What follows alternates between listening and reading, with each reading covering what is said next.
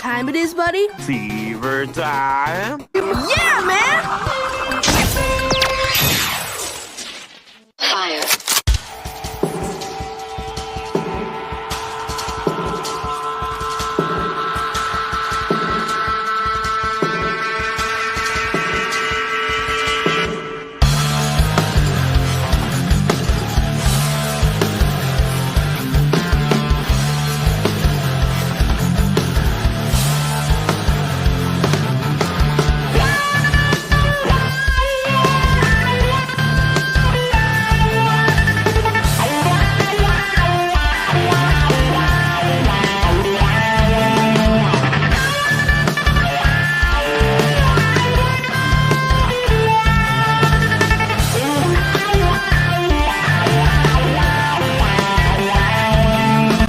Everything that you carry,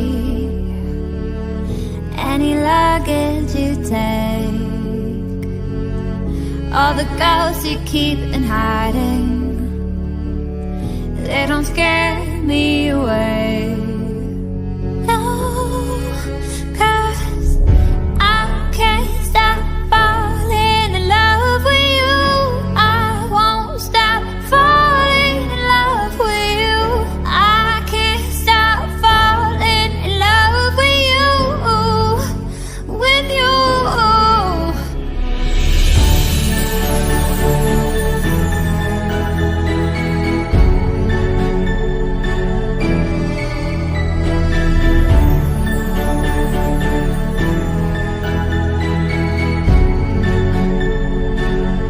There's a past that keeps on calling, or if it keeps you awake. I won't let a scar keep me from your lips. I catch every tear from your face. 'Cause I can't stop falling in love with you. I won't stop falling in love with you.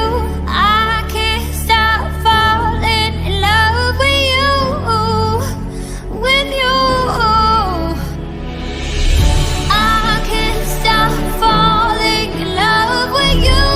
I won't stop falling in love with you. I can't stop falling in love with you, with you.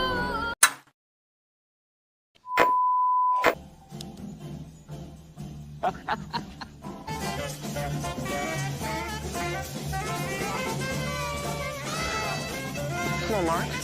Uh-oh.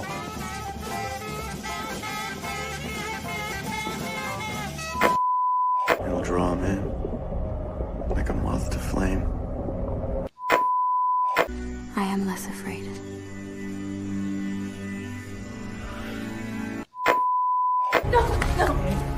This is for the best. Help!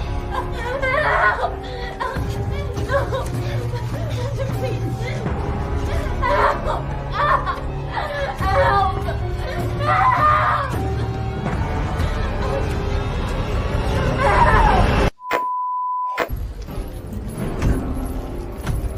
Let me adjust the microphone for you. Doctor. How's that?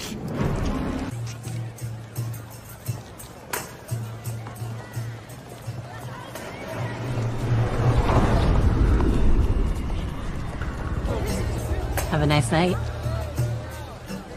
Well? Oh, what? Now we dance. Oh, no. It's not for you. It's for them. But I have to go. Now we dance.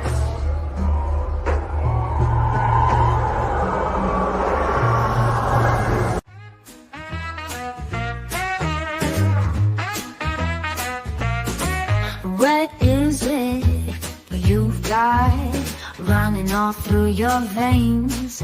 Well, I'm here to tell you, you've got the fever, and it's hard to tame. What is your passion?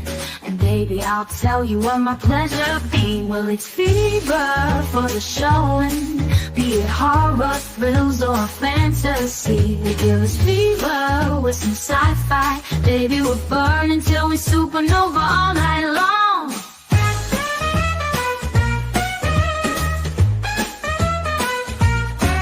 Keep it coming, we love a good mystery.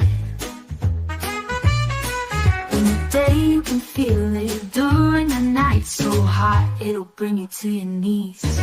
Well, it's fever for the showing, be it horror, thrills, or fantasy. They give us fever with some sci-fi. Baby, we'll burn until we supernova all night long.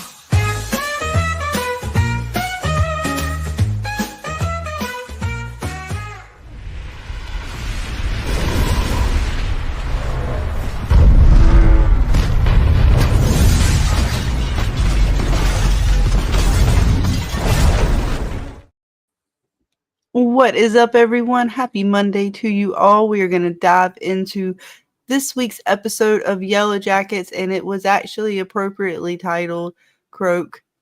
And we found out why. There's so many reasons we found out why that this episode was titled Croak. It was a very what the fuck episode for me. I'm back in the middle on the fence. Don't know what to believe. Don't know where we're going. They confused the shit out of me. Everything I thought I said, every theory I think we had has now been just about completely turned upside down. They completely threw over every table, every cart. There's apples and oranges are all mixed together. We don't know what the fuck's going on anymore. But we're going to try to dive into it and find out. Joining me tonight, as always, my bestie, Miss Dana Marie. How you doing tonight, hun? I am doing good, and I'm sorry, they need to beat the shit out of Lottie again. I told you. I was going to say that. I was going to leave it at that. I told you. Look, I've been preaching Lottie. She's been bad. You know what? We'll get into it. I'm not upset about the episode. I just have things to say about the episode. There's a big difference. So just don't think that if we get a little heated tonight about talking about things, it means we don't like it. Sometimes you just have to talk things through. Maybe. We'll find out, Dana. I got some questions, some concerns. But I think we're gonna be okay. But also joining us tonight, Mr. James from The Walking Dead Explained. How are you feeling tonight? How do you feel after watching the episode? It was a pretty awesome episode. I think it had a lot of theory crashes along the way for a lot of people. And I feel sorry for the frog people. And that we found out a lot of stuff. A lot of the reveal. Oh, yeah. A lot of reveal. The chat is hopping tonight. Literally, we frog style. Yes, they did. Indeed. Pun intended. It was, you know what? It was an interesting opening to the episode. Matter of fact, let's say hey to everybody. Oh, you guys hanging out with us tonight. We had Dark Elf first. They trolled us, Scarlett. Look, Dave, like I said, once I start, I'm going to be rambling my ass off. I got to say hey to everybody first because I don't want to forget you guys. I'm serious. We might ramble extra tonight. It's not funny, Dana, because I'm slightly upset, but not like it's funny, but it's not funny all at the same time because that's some bullshit. Look, you already got me started. Now you say hey I have to say hey to everybody. Say hello, say hello. What's up, Dark Elf? First and foremost, yay, excited for tonight. You guys rock. Well, you rock, and I can't wait till you get to play Halo with us. Dana's looking for the I'm working Xbox. on it. We might have found another workaround because I think it's coming to PlayStation. We got to look into that. What's up, Tisha? Welcome, hun. Holy crap, it was a crazy ride indeed. Let's see what else we got. I'm sorry. I got some folks in the background. It's mom world always. and family. So I'm slightly distracted. I apologize. What is up, Jen, the teacher, our awesome teacher? Welcome, welcome. We got Debbie Ebby in the house. Hey, y'all. What's up, hon? Hope you're having a happy Monday.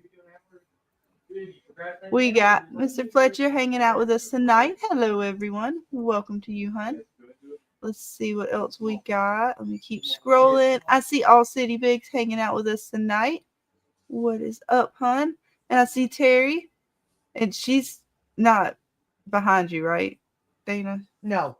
Okay. She is at her own home tonight.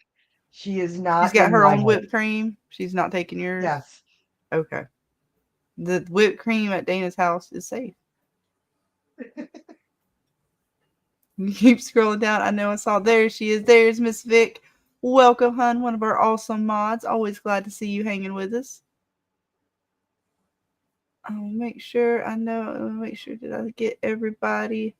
I was going. You guys was talking all kinds of stuff about the frog. I mean, we're gonna get into that. That was some bullshit. I see Bill Chill hanging out. What is up, hon? Glad to see you hanging. And I think I got everybody. I looked over somebody. I apologize, but I think I got everybody. So welcome, everyone. And we're going to dive into it. And since y'all have already started talking about it, you would just go ahead and dive into it. Yeah. Who would have Where are we going to start? Who would have known the voices, the weird screeching sounds in the Canadian forest was this? Which, by the way, thank you to Miguel, Mr. Dark Elf.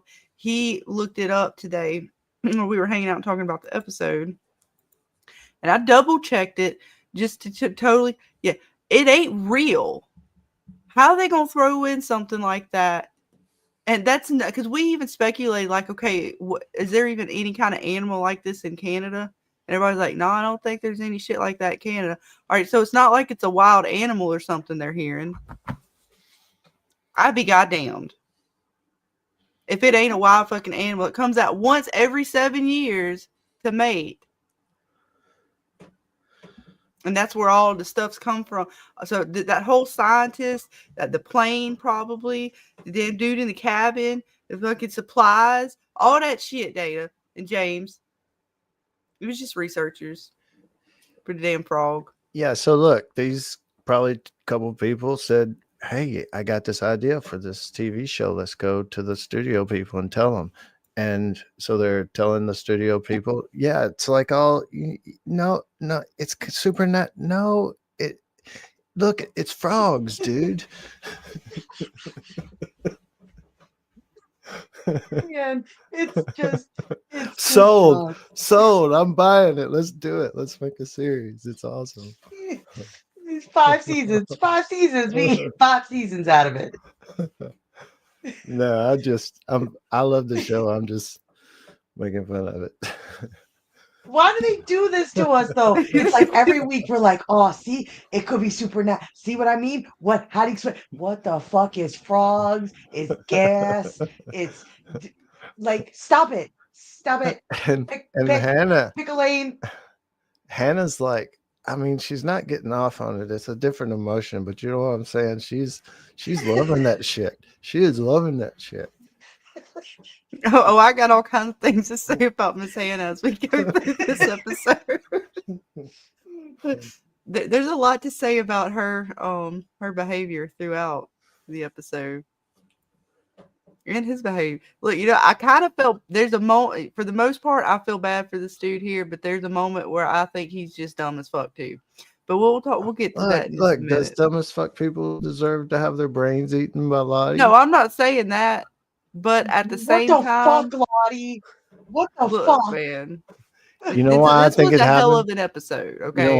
You know why I think it happened? I mean, the other two probably going to die too, but I think it happened because he put that frog in that jar.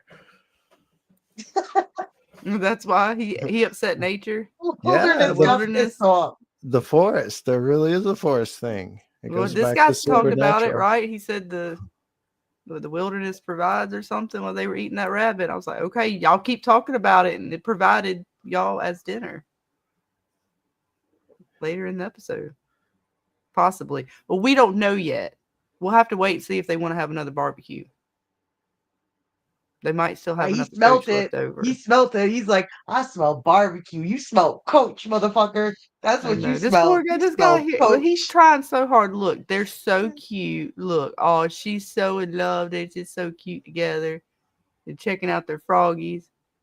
And then, it just happens that this dude, he's just a little too nerdy compared to, G.I. Joe Right? over here. When Kodiak Cody. took his shirt off, she was all infatuated, like, Yeah. Who names their kid Kodiak? Look, they're so cute, though. after the chewing tobacco. But man, does she turn quick on him? She She does want that frog though. She's extra. Nope. They got to get the recording of that. But still, though, I got a question about get out of the fucking wilderness. before we move what on the from the fuck, frogs. people? This is serious. Okay, so I'm trying to timeline this shit out, and it might actually still be fine to say that it ain't supernatural.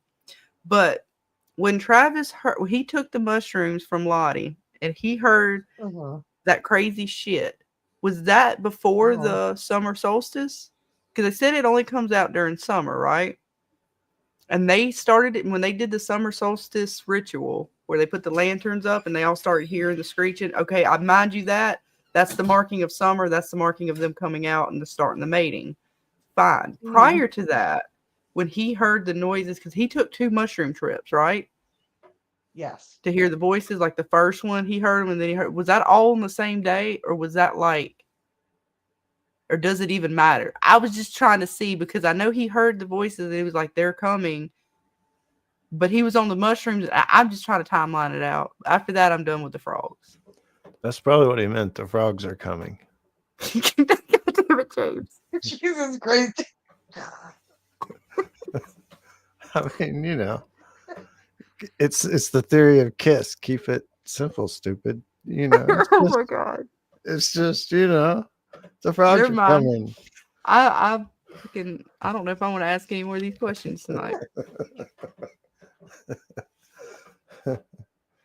Oh, Dana did find a fun fact, though. I don't know if I'm gonna make it through this stream.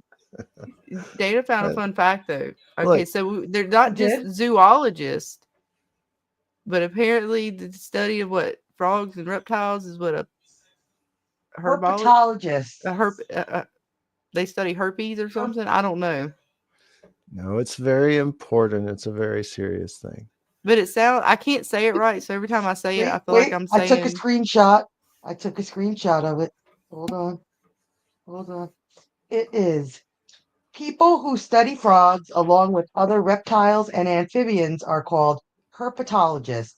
Herpetologists. Herpetologists. Yeah, see? And they were funded by the university. That's right. There you go. Hang on. There we go. So we learned things today. All right, we can move on. That's all the education, folks. We don't need to learn no more about froggies.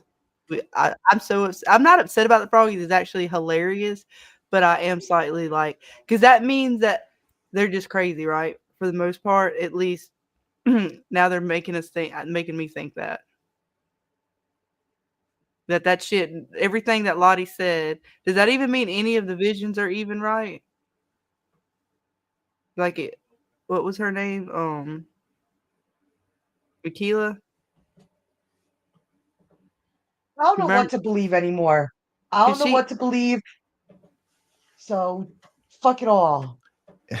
I think they're leaving it pretty much. You could go either way at this point. You could say that hallucination meant something, or you could say it couldn't, and everything's still either way, That's why I'm saying it may even end up at the end of the whole series and not even resolve exactly, Right? Just keep us completely irritated. And All City Big says House owns the entire stream team. That's confidential. On what scale are we judging the level? That's scientific, right? With a teacher, well, we have a teacher in the house, Dana. She may be able to give us a metric. And what's up, Caleb? I heard this chat is full of gingers. Am I in the right place? Indeed, you are.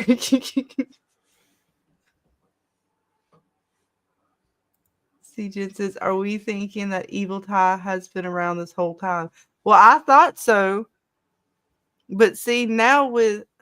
Damn, they muddied the waters this episode, okay? They done pissed me off because this is not the first time they've done it. Yeah, I think she's been around for a while. I don't know about the whole time. First of all, I think she was question the bouncing phone in and call out. now. I think she was question that phone bouncing call. in and out back around her kid, before her wife left her and stuff. But once she got with Van, I think it kind of turned on, especially once she learned about her cancer. All right, so Van's cancer is essentially coming back. And we don't know exactly where her cancer is, right? Or do we? Like, it seems pretty bad. I know it's bad, but I mean, is it brain cancer, lung cancer, breast cancer? I don't know if they fully told us what that was. The only reason I'm bringing it up is because if it is, like, say, a tumor on the brain.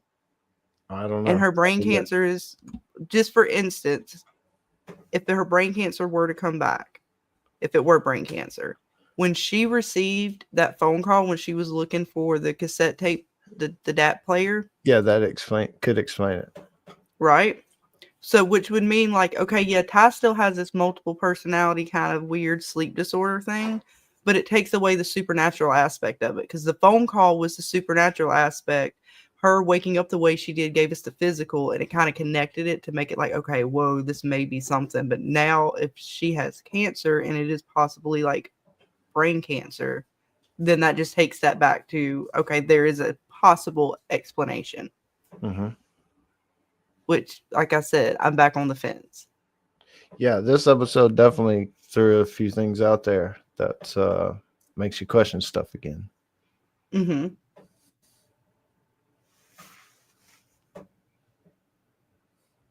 This was a fucking head trip, this whole episode. This was a fucking head trip. This was a FU. This was a C. You thought it was something. We gave you frogs. And we're back to not knowing anything. The only thing we got out of this episode is that their little conversation in the car where they said, yeah, Melissa and Jen are dead. The bastards. Dark Elf says they leaning away from supernatural. Yes, we are all, and we got gingers, and we are all high as fuck. Indeed. I'm sorry. I'm trying to read through the chat. Look, it is, what, Data, it is kind of hard. You fucking remember. I got my notes in front of me too. Man, I should have took that nap earlier today. We're gonna make it though. Yeah, so the phone call and Van seeing Ty in her little hallucination thing. All of this, right? Yeah, could definitely be tied to just her personal trauma or cancer, like you say. So what are they giving her here too? Is it just fluids, or did they give her something other than fluids? Yeah, they could have definitely, I'm sure, probably did give her something for pain or something. Because it seemed shortly after they had put this particular, she had another bag over here that was connected to her, and then it was like after this particular one, and of course the dude, that was, I don't know why to make emphasis of that other than just for her to freak out about Ty, which again, that puts her in a headspace right before she hears it. So medicine, she's got like a, a tense situation thinking about Ty, and then all of a sudden she hears voices and goes into a hallucination. Yeah, she already's got the phone call, so it's been in her head because of that also. So she's just got to process it. I think she's processing it and whatever she's going through. So it's explainable as far as, the supernatural question right now. Just another thing that says, well, it also couldn't be. Right. Like, so basically, yeah. So then they even show her kind of going and like she's, having a hard time with oxygen and everything's going crazy. And she's all of a sudden seeing something even more, which again, if she's got cancer. And I don't know if they ever mentioned what kind of cancer she had other than like the fact that it's the kind that spreads. And we looked into it a said little it when bit. they walked into the hospital. She said exactly what it was. But it doesn't say like where in the body it's at. It just said like the kind of cancer, as in like, because we looked it up today, and all it meant was that it starts in one place and it could spread to other parts of the body from what I read online. And it could be starting with like breast cancer, lung cancer, brain cancer. It could start in any of those places, which I thought maybe lung cancer because the way she was spitting the blood up. Right. But that doesn't mean that it hasn't spread other Spread, places. yeah. So do you think she'll kill the dude in the bed next to him? That's what I was thinking. I don't know. See, it's weird, right? Because like I don't know. I know she would want to, but she didn't kill the other dude. But now with her in this bad a situation, she might. It's possible. It's like I'm on the fence with like every question at this point. That's why I just wrote down a whole bunch of questions because essentially there's a question she said mark. She'll do anything, and I think she said she'll do anything like kind of in this, but also she said it just straight to Van. I'm going to do anything, and so I think she is doing anything. So you got to watch out for Shauna because she's like, hey, I'll just grab the knife and take care of business. Ty, don't mess around, especially if Van's, her health is that bad. Is getting worse. And I mean, that was pretty bad. I mean, you don't just start. I wasn't expecting that, actually.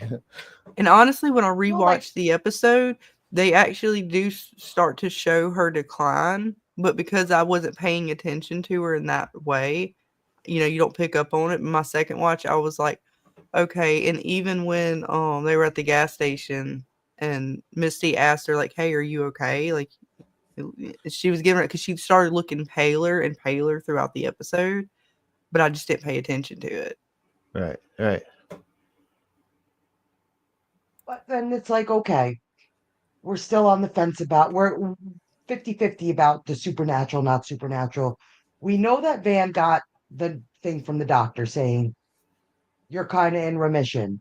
What's going on? But now we're back to her cancer being whatever. So if Ty kills somebody else and she goes back into being okay, are we back in the like supernatural checkbox? Because how can we go from you're doing good to a few days later, okay, she's spitting up blood, back to okay, you're doing good? I know you could go like you can sometimes cancer can, go into remission and stuff, but 2 days here, like 2 days on, 2 days off, 2 days, like I don't think cancer works that way. Well, I don't know. That's why I mean, like, even Ty kind of asked her that, and that's what even All City Biggs brings up. She asked Lottie for info, but she was really testing her to see, okay, say if she's a snitch on her mom. They're Breaking Bad family, but she also did go ask her or Lottie about this particular situation, though, right? Or according to her, that's why she went to go see Lottie. So she was even questioning, like, hey, how does this work? You were good. The doctor even basically called it a miracle for you to turn around and crash again. Yeah, that does seem weird. But, I mean, depending on how far, it depends on where the show's wanting to go, right? Because after the frog situation, Dana, it's possible that was all just another one of those head fucks where they're not only has it all right, so not only have the girls kind of gone through it themselves, but it's like they're doing it to us as the audience too, right? So we're almost kind of being baited in a similar way, maybe, to what we're seeing. How far are we willing to take it to some sort of delusion, as opposed to maybe more of, okay, this is more of a reality type situation. It's not as crazy as we think it is, but because we want to, just like the girls are going through stuff, maybe, I don't know. because the frogs totally, once they did that data, then that just means everything's off the table. Well, I think we need one of your polls. After this episode, where do people stand? Supernatural or not supernatural? All right, give me a minute. I gotta go onto YouTube. Or a little bit of both still. Give me just a minute. Yeah, so Ty, though, her story, that's the thing. Her thread is a little different than the Lottie side thread or the Shauna side thread. And even if Shauna did go to visit Lottie and her, like they got into it, it could have been a total accident that she fell down the steps, and Shauna could have actually been trying to grab her and save her or something, but it just happened and she fled the scene. Maybe. Or something. But I did see Fletch. He was bringing up something. Let me scroll up. He was saying something about Jeff being pretty sus with all them scratches he had all over him. I'm trying to find your comment, Fletch. I'm not as fast as Scarlett. Yeah, it's I mean there's still a lot of open threads that it could be, and they could throw a twist that it's supernatural in the next episode. It could go right back the other way depending on how they show something. But they did the big thing with the frogs. Like, how do you kind of do that thing with the frogs and then expect us to not question everything even more? Right? Like, that's what I'm saying. Like, it totally it's a head fuck now. I mean, I would say I think I know where I was at, but I don't know anymore. That's a good question, Fletch. Didn't Callie's father read the whole Shauna's diary? Shouldn't he know about Hannah and the frog specialist already? Shauna made it out like she didn't put that in the diary. Like, that was something nobody talked about. That was my take on it. I could be misunderstanding though. All right, supernatural all in their heads. We'll say a little of both.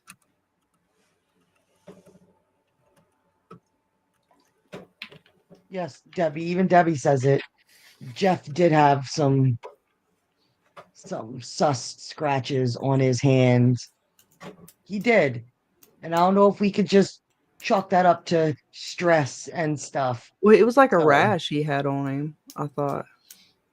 On his arm. Yeah, hang on. I'll get to the pictures. I'm almost done. Elbow. We'll make sure. So, put a poll in the chat for you guys. After this episode, where do you stand? Supernatural all in their heads. So we'll have supernatural all in their heads, or a little of both, or not sure at all. Not sure at all. All right, so those will be the options. And there you guys go. All right, let me get back over here. Let me find Mr. Jeff. That was Fletch. Not supernatural after the frog stuff. But Jeff, I would hate it to be Jeff though. I mean, he just needs to lay low. He's the most innocent one, unless he does something stupid like that. Yeah, but this could be his fall. These girls are just fucking up Jeff. They're fucking up Jeff. They're breaking the poor man. See, the way that one ain't any better. I was trying to get a better one. The way I seen it was just, they look like, the way he was scratching, it was like a rash. I thought maybe that somebody was trying to get at Shauna and they put something in the bed to fuck with him. But I don't know. He seemed like he was getting a rash. I don't know if it was from stress or... But that still is in a spot to where if you push someone and they go out to grab you out of Yeah, but that just came up though. That just came up in the last... But didn't Lottie die within the past couple days? Yeah, but I'm saying he didn't have this until literally this episode. Yeah, he was looking for bed bugs. He was looking for noticed. Well, I mean, he wasn't scratching on it. He wasn't like having out. I'll go back and look, but I don't remember seeing him have any marks on him. Yeah, he said it was from I'm bed trying bugs. to, I'm trying to give the people in the chat. So they're saying it, trying to see if it could be a possibility. Got to explore all angles. Well, that's fine. I'm exploring it. I'm just saying I don't know if he had these marks prior to this night, afternoon, evening, because he didn't have them. Hang on. As a matter of fact, we'll go to earlier in the episode, right? Yeah, Did I he don't think have he these did. at the beginning of the episode? I don't think so. Hang on, we're gonna find out. No, we're gonna give it. We're gonna do it.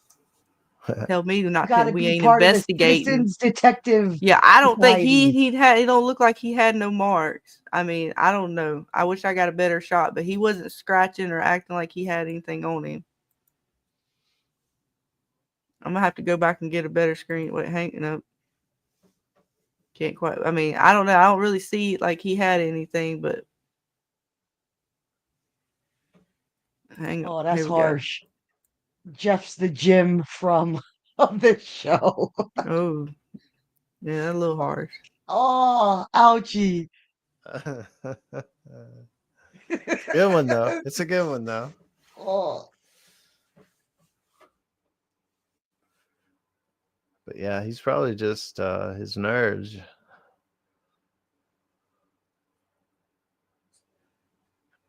Oh, book club. I don't know, Debbie.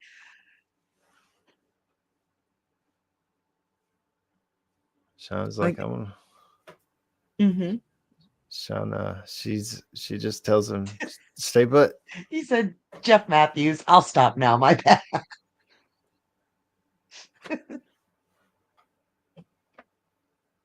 But yeah, like I said, I didn't see anything on his arms in the beginning of the episode. Nothing that I noticed. I didn't notice anything episode prior. So I thought it was stress related. But I mean, we'll have to wait and see. If I had to put it on anybody other than Shauna, it's going to be her daughter. Particularly because of the way that she acted after she found out that Lottie was actually dead. You would say, well, don't you think she was dead? Well, no, if there was an accident, like, and she went to grab her and she was like running away or walking away, she may not have even noticed what happened to Lottie. And then and then she was like, oh, I messed up with the tape. Well, we assume she says when I messed up that it was just about the tape. Maybe she like, oh, I messed up. I don't know. But just because the DNA came back as Shauna, I don't know if that means that it couldn't also be her daughter that possibly saw her. But I don't know. There, I'll throw that one out there since we throw in stuff at the wall. Right? Something's got to stick. Something's got to stick. God damn it. We got to make something stick. Jen's with me. Yes, Callie. And I don't even think she intentionally killed Lottie. Like, I think there was something that happened. She went there to ask more questions and something happened. I don't know what. Lottie's a little crazy, you know. Obviously, we see how crazy. Told y'all, Lottie fucking out of her goddamn mind. Oh my God. If anything justifies an ass whooping a Lottie, it's this. Somebody needs to whoop her ass. But now because that. Oh, I'm sorry. She pissed me off this episode. I know she made me real mad too. But is it now maybe possible that the girl is named Keela? I know I always say her name wrong. Is it Keela? Her last vision that we saw of the bear with the 3 eyes and them all disappearing and coming back, is that what we kind of see here? I mean, if I'm just going to kind of maybe associate it with it or try to, because it was 3 eyes, so maybe each eye represented one of them. And you know, they all kind of was running around the camp like this, right? They was all hooting and hollering and shit, and then all of a sudden they was like not together anymore. So I wonder if her vision was, is it still supernatural? Maybe, I don't know. Trying to make her vision make sense. Did you think, like, could it be maybe James? I think it's still left open, you know, and that's what they're doing with it. They're like, well, it could kind of go either way, you know. right?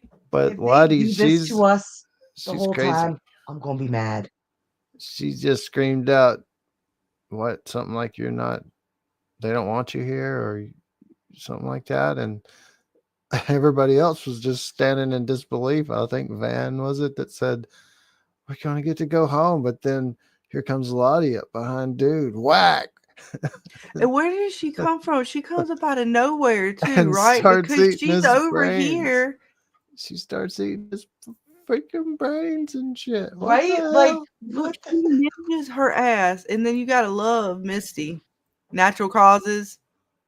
right? No, She's quick. she's a lawyer through and through, yo. She's straight up ready to cover. She covers up when she's talking about cleanup crew.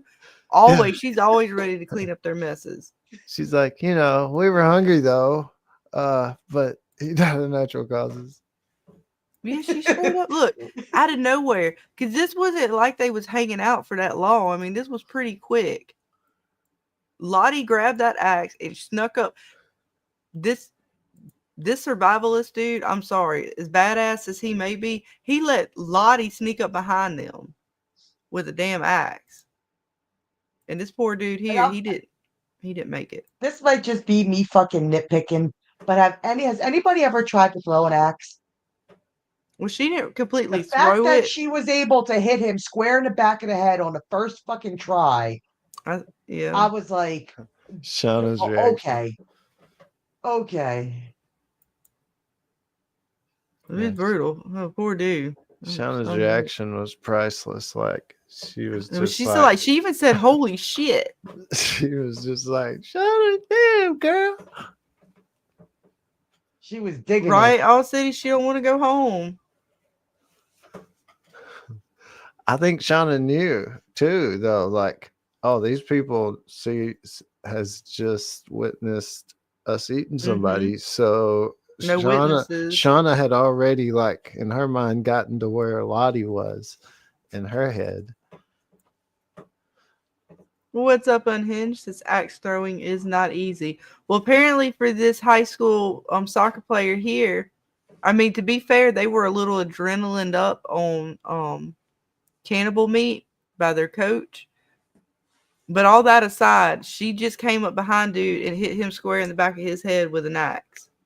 Really hard. Seriously, from and she distance. snuck up on these. Like, I still don't understand how she snuck up on them because Mr. Survivalist here, I got everything. We're gonna go deeper in the woods. You got to be able to, survive on your instincts. Motherfucking instincts did not save y'all from Lottie's axe. Yeah, I would probably be distracted by what's going on in front of me too there for a second. I'll just have to say. I don't know. The way dude was using his crossbow and trying to show off in front of Hannah earlier with the rabbit. Oh. He talking about you got to be on your toes and stuff. He talked all that shit.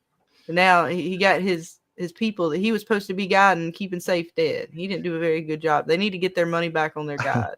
I mean, really, who expects to walk upon a cannibalistic group of female soccer players?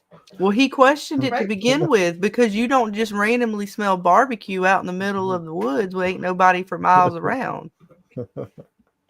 He already knew. He probably already had a feeling that things weren't right. So he should have been on his spider sense.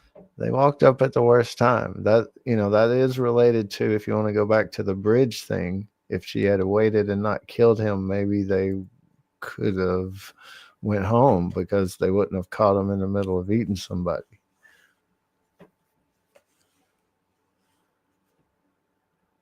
So yeah. Fletcher says Akila's vision was of her alone in the settlement. Yellowjackets got rescued, but Akila left behind, maybe in the cave. I think the bear in the vision is Kodiak saving Akila after it. I don't know why I forgot the A there. Akila after it. Yeah. And Kodiak. I want to just call him Kodak, like the camera. Because when I first seen it, like, I don't know. I didn't read it all the way, and I said Kodak, so it kind of stuck in my head instead of Kodiak. I don't know why, but it went there. So he is now known as Kodak in my mind, like the camera. Take a picture. Yeah, it could totally tie into him, the Kodiak the bear kind of thing as far as the vision and the three. You've got the Yeah, three that is standing true. there as far as the three eyes. And when it shows, the camp empty, maybe it's this didn't directly lead to their rescue, but it will. They'll use something that these guys had or something that guy told him, Kodiak tells them before they eat him, to get out of eventually, maybe. And that makes sense because he did make the reference to him being the bear. So yeah, that tracks. I like it, Fletcher. And Hinge says, "How does one not run into cannibalistic female soccer players on a daily?" Right? Yeah, especially when you're out in the middle of the woods watching frogs have sex. Oh yeah, and Hinge, you missed that part. Yeah, you missed all that conversation. It was interesting. You got to find out what the voices were. They were not. They indeed were not what we thought they were. They don't even exist in reality. They're not even like a real thing. It's not even a real frog. That's bullshit.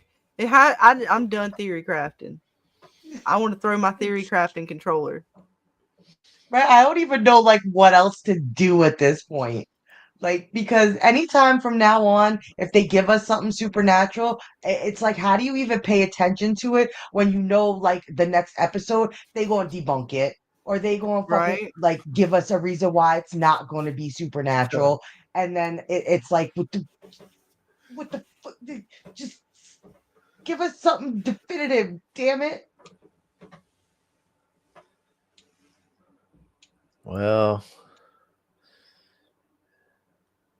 does seem like they're pretty apeshit crazy though in the woods at this point in the timeline. It does, damn it. They're batshit fucking crazy. Especially Lottie. And I'm shocked that these bitches let Lottie fucking survive to get out of the wilderness. This bitch fucked up our way home. We could have gotten home before another fucking winter in the middle of fucking Canada. In like, you think a New York winter is cold? Go a little further up into Canada, and it's cold. Like, I'm gonna be mad. I'm gonna be mad. And like, Lottie's not coming home with me. Lottie's not coming home with me. She's getting left and be like, you wanted to stay out here? You do you. No wonder she didn't want to say nothing when she came back home. Yeah, and Hannah, at the end said something like, I know where you can get some more supplies, and she'll probably lead them to that pit because they've got the map or whatever, and the pit's empty because Coach got it out. Well, they already know about it. They said Coach, they're probably related to the supplies that Coach found. Didn't Ty and Van say, or Ty or Van say that when they went to the tent? Maybe. That was another thing that we talked about it, and it pissed me off. And I was like, "How y'all didn't even tell us that Coach talked about that shit?" Right, so they know where the pit is. I'm assuming they already have it. Like they must have found it in the caves or something. Because they did go in the caves with him. Well, even if they found it in the cave, they may not know where the pit is. Well, I don't know if they know where the pit is. Right, and that's probably where she'll lead them to, and that ends up being the pit that they use. A lot of crazy. She put the man's brain blood all over her face. She was eating it, wasn't she? I don't know what she was doing. What did that girl tell her? Go fuck your blood dirt or some shit like that? And Mari tell her. Like, damn. Let's see. Fletcher says he's got a question for us. Has it been confirmed that Alex is a girl? Alex can go both ways. I'm thinking Alex is Walter. Walter probably changed name when he got adopted or something. Did they said a girl, I thought, but I don't remember. Yeah, it's supposed to be a girl. Supposedly the girl we thought was Melissa, as far as maybe we'll find that next episode. She said she checked the records. Like, I thought it could be a guy too until Shauna said, no, I checked the hospital records. So, I mean, surely if that said daughter. I I thought she did too. That's what some of you guys in the chat are saying. I thought it was a female, or it was supposed to be a girl, because when she pulls up to the house, it looked like a woman. That don't mean nothing, but I thought it was supposed to be a girl. But Yeah, I'm not sure. I don't think Hannah did on the tape confirm. She just said Alex, but then Shauna said she looked it all up and got the hospital records, and apparently she had a daughter. So that's when we learned that. Yeah, I'm sorry. I'm just answering Fletch in the chat. Yes, they actually did confirm that Melissa was dead in the episode when they are, and I did some research on it, and there's a legit article out there that was put out by It's by the people. It was Yes. Screen Rants. It was on Screen Yep. Rants. So I When don't they're know. driving in the minivan, they are making comments, and they say Van actually turns to them and says, like, something was brought up, and she says, but Melissa and Jen are dead. So I don't know if I don't know if them. it's confirmed by the showrunners. This was found on Screen Rants. Yeah, but I think there was something at the bottom that says, hold on, let me get back to the article. So we were talking about this earlier, and I was of the mind that it wasn't confirmed. That, well, not confirmed in the sense that they 100% saw the bodies dead. I know that they said that Melissa and was it Skunk Girl were supposed to be dead.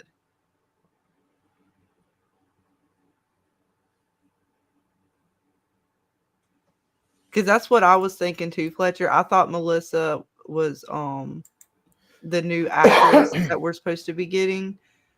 That was, I still up until this point think that, but when I mean the way Screen Rant made it, but I don't know if that was the show confirming it or that is just their take on it. Yellowjackets Season 3 confirms the death of 2 wilderness teens and debunks major survival theory. Yellowjackets Season 3 surprisingly reveals the death of 2 more plane crash survivors on Episode 7, Croak. The episode primarily focuses on the wilderness strangers who turned out to be 2 frog scientists, Hannah and Edward, and their guide Kodiak. Where else did it go? It says, implies that Shauna Stalker could be Hannah's daughter, whom from the group didn't even know existed. The tape recording sent to Shauna included a message from Hannah to her daughter. Alex leading the current wilderness survivors in believing that the adult daughter is now seeking... Where to go?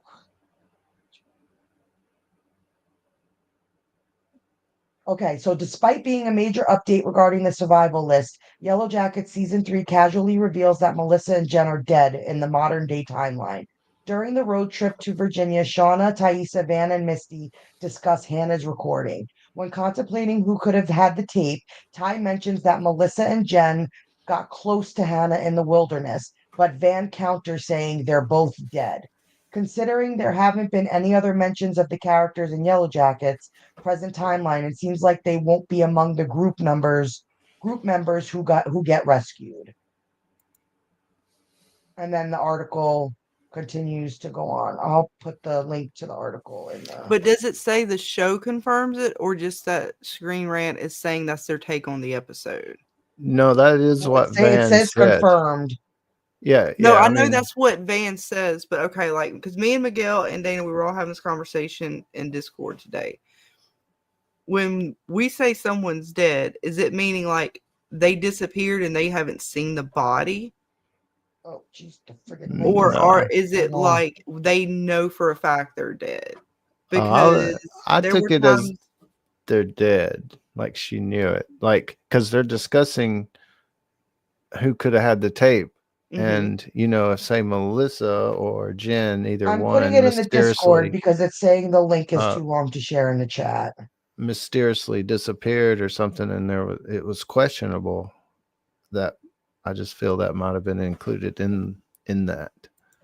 Yeah, that's where I'm going with it. Is you can only confirm it when we see the death. Otherwise, we're not sure because who was it? I'm trying to remember who it was. Dark Elf, if you remember, who was it else that we were like, yeah, they said they were dead, but then they weren't dead. Oh my gosh! Now I'm drawing a blank on this one. Was that in this show? I want to say it was because we were talking about it earlier. I mean, what this really does, it kind of does push the emphasis on what Shauna's doing, and that it is the Alex, the daughter, that was mentioned on the tape. Because then who was the new cast member? Who were they going to be to this? Because we were trying to figure that out too. So we're assuming it's going to be Hannah's daughter, but then does the age match up? Oh, like she's in amongst them. All right, so Alex, Hannah's daughter, who Shauna is going to visit as we end the episode. Yeah, the age should match up to the actress. Okay.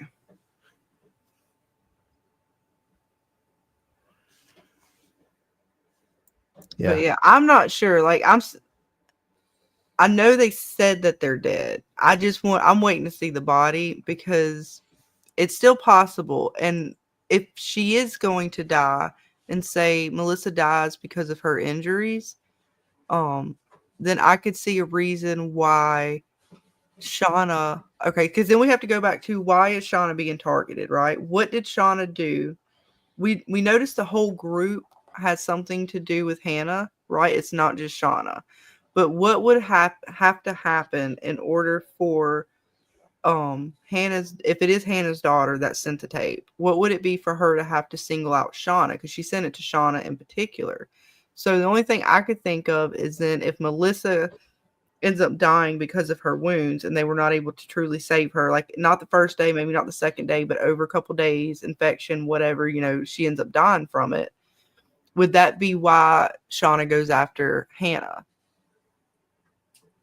Otherwise, why is she targeting Shauna? What would make, why is Shauna going to go after Hannah? It seems like Hannah's going to be somewhat accepted into the group for a little bit. Well, they need to keep somebody in the freezer, so to speak. But they said something like Melissa and I forget her name for the skunk girl. Was it Jen? Jen. That they're going to become close with Melissa, which makes me think, or not Melissa, but with Hannah. So it makes me think that Hannah's going to survive at least a couple of days, which means what's going to happen with Melissa if she's going to die? She's not necessarily going to die straight away from the arrow. So is she going to succumb to those wounds, or is there just she's going to die from some other, who knows what? I don't know. I was trying to put together why would not Hannah, but why would Shauna receive the tape, the DAT tape herself? Like it was labeled to her, not to the Yellowjackets, but to Shauna.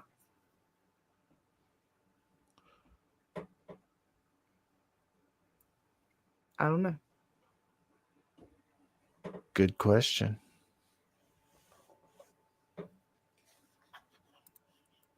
Zarga says Hannah's daughter would be younger. No. That's what I was wondering. How old would Hannah's daughter actually be? Well, at that time she made the tape, if she had the daughter when she was a teenager, depending on how old she is current time, you've got all that time up to that point, and then all the time after. Look at Callie. All that time after, Shauna had time to get married, have another kid, and Callie get that age. So add on several years to that, I think it could add up, but that's just me. I didn't go back and watch the episodes or anything. It's so hard to do that. Like when people are looking at the actors and actresses' ages in real life, sometimes they're playing parts of characters that are 10, 15 years younger than their actual age, because some of them can pull it off. So just because they're one age in their real life, they could be depicted as a different age in the character they're playing. So it's hard to look at people's ages and distinguish, who might be what age when using their real ages, because most actors who are like hired to play high school type of kids, they all tend to be 18 or older, because if they're in scenes to where kiss stuff has to be done, they at least need to be of age to do that. So sometimes Hillary, just because Hillary Swank, let's say, is whatever age now, is she playing that age in the show? We don't know. So it's hard to say the ages of people based off their real life ages, because sometimes that's not the character they're hired to play. Yeah, but you still want it to be somewhat like realistic to a degree, especially with her You being do, like. but sometimes it's just not. Wait a minute. We're not talking about like Wait the a minute. younger version of herself. We're talking about like the older version of herself. That's not like it's hard to cast age wise. Yeah, you gotta watch how you say you want it to be realistic because they gave you the frogs. I know, but like I get that point. But seriously though, like I would think like the age wise would have to, and I don't know if it would be. That's the only reason why I was asking, because it'd be, you don't want somebody who's like a 30-year age gap for casting an adult. Right. It depends if it turns out to be I'm not talking about her. something that broad, but sometimes if somebody's 50 in the show, they could be playing a character who's 40. You know, you don't, Well, you yeah. can't really Well, that's judge based off the yeah. age of what they are in real life. I mean, I get it for like the teenagers, because you may not be able to, that's not as easily to cast appropriately aged, but I was just asking. Yeah. It depends on if it's really her. If it is the Alex, it could line up. I'm just saying I didn't go back and kind of try to piece together the episodes depending on how long the point they got rescued to now, present day, because like I say, they've had kids and stuff. Callie grew up. She's what, 20, 18, 19, 20? She's still in high school. Oh, So she's I'm still in assuming high school. So she's probably 17, yeah. maybe 17, say. Yeah. So you got to add on to that. Say Hannah had a kid a few years, say 6 years before that. Add the 6 on to the, say 20-ish year old, 26.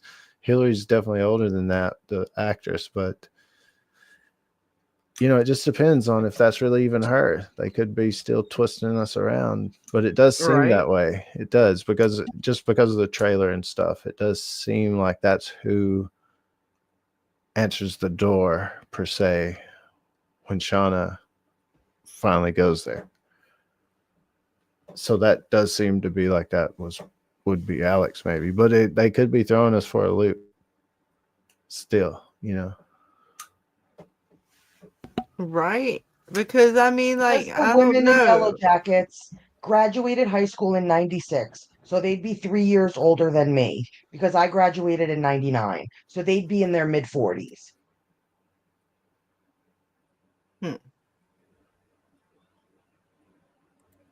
We'll just have to wait and see, I guess. I don't know. I was just waiting to see if they was going to confirm it with the body for Melissa, or if it was going to, because like people talked about Akilah, right? Like they didn't say in that conversation, they didn't mention her name. And some of you guys in the chat were saying they mentioned Akilah's name in that. So yes, you're right. Is she And confirmed as a death, or are Miguel. we still like we don't know about Akilah if she's confirmed, still wandering around out there, even though they said in the car when they first got the DAT tape that everybody that would have been there is either dead or in the car. Yeah. So we're assuming there's no more survivors other than who we see that's left. Again, now tinfoil hat time. I was talking to Miguel Inspector today when we were talking about Yellowjackets. I think you popped in too. What if, because Miguel keeps saying, I highly doubt they're going to get Kodiak to go back to the camp. So what if he goes off with Akilah, and yes, it says that in the article that they were missing or never found. If nobody knows they're alive and they still escaped, Akilah could very much still be in present time fucking with them, because they might assume she's dead, but that why could be would a twist she? that we don't see come. Well, who knows why? These girls are all batshit crazy. Who fucking knows?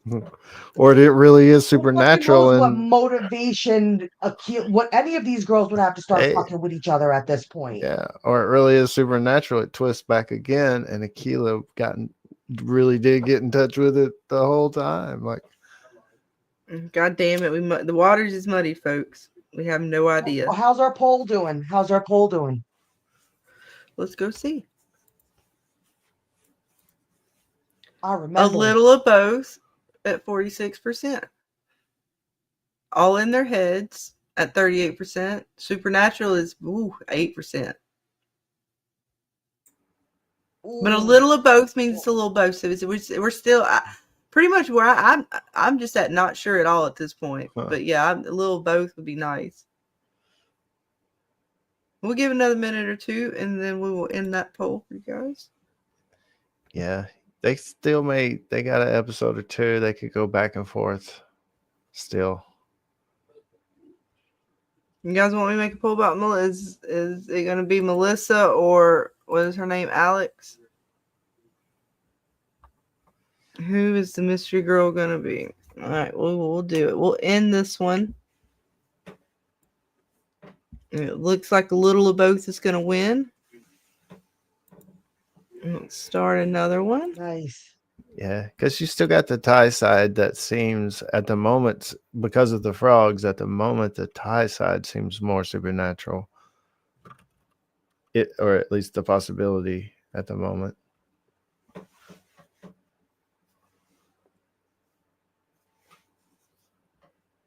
So I don't know where this show is going. I don't know what they're trying to do with it.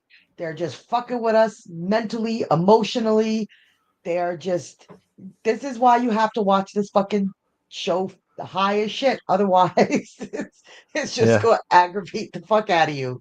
You like, because, and I have this. I have the feeling that they are just going to do this to us all the way up until the end. And I think it was you, James, that said that we might not even get an answer at the end. They might just leave it open-ended, and we're forced to just contemplate on this, question it for like ever. Yeah, but it seemed like Lottie didn't want to go back to reality. Like, she doesn't like being at her dad's. You know, she never liked that, and she doesn't want to go back because she knows. Look at what they did to her. Yeah, she knows they'll put her back in that place or whatever, or do that stuff to her. So as soon as she got back, she got strapped onto the fucking bench and was electrocuted. It seems like maybe she knew that, and she's just like, hell no, I ain't going back. Plus, they saw us eating people. Oh yeah, she was in it. No, and I'll give it to you, Fletch. It definitely would be now turned into a great twist if they planted the seed that Melissa is dead and then come to find out that we don't see anything. Just like, who was the girl who fell off the cliff? Yes, she maybe went splat, but her body didn't get up and walk away.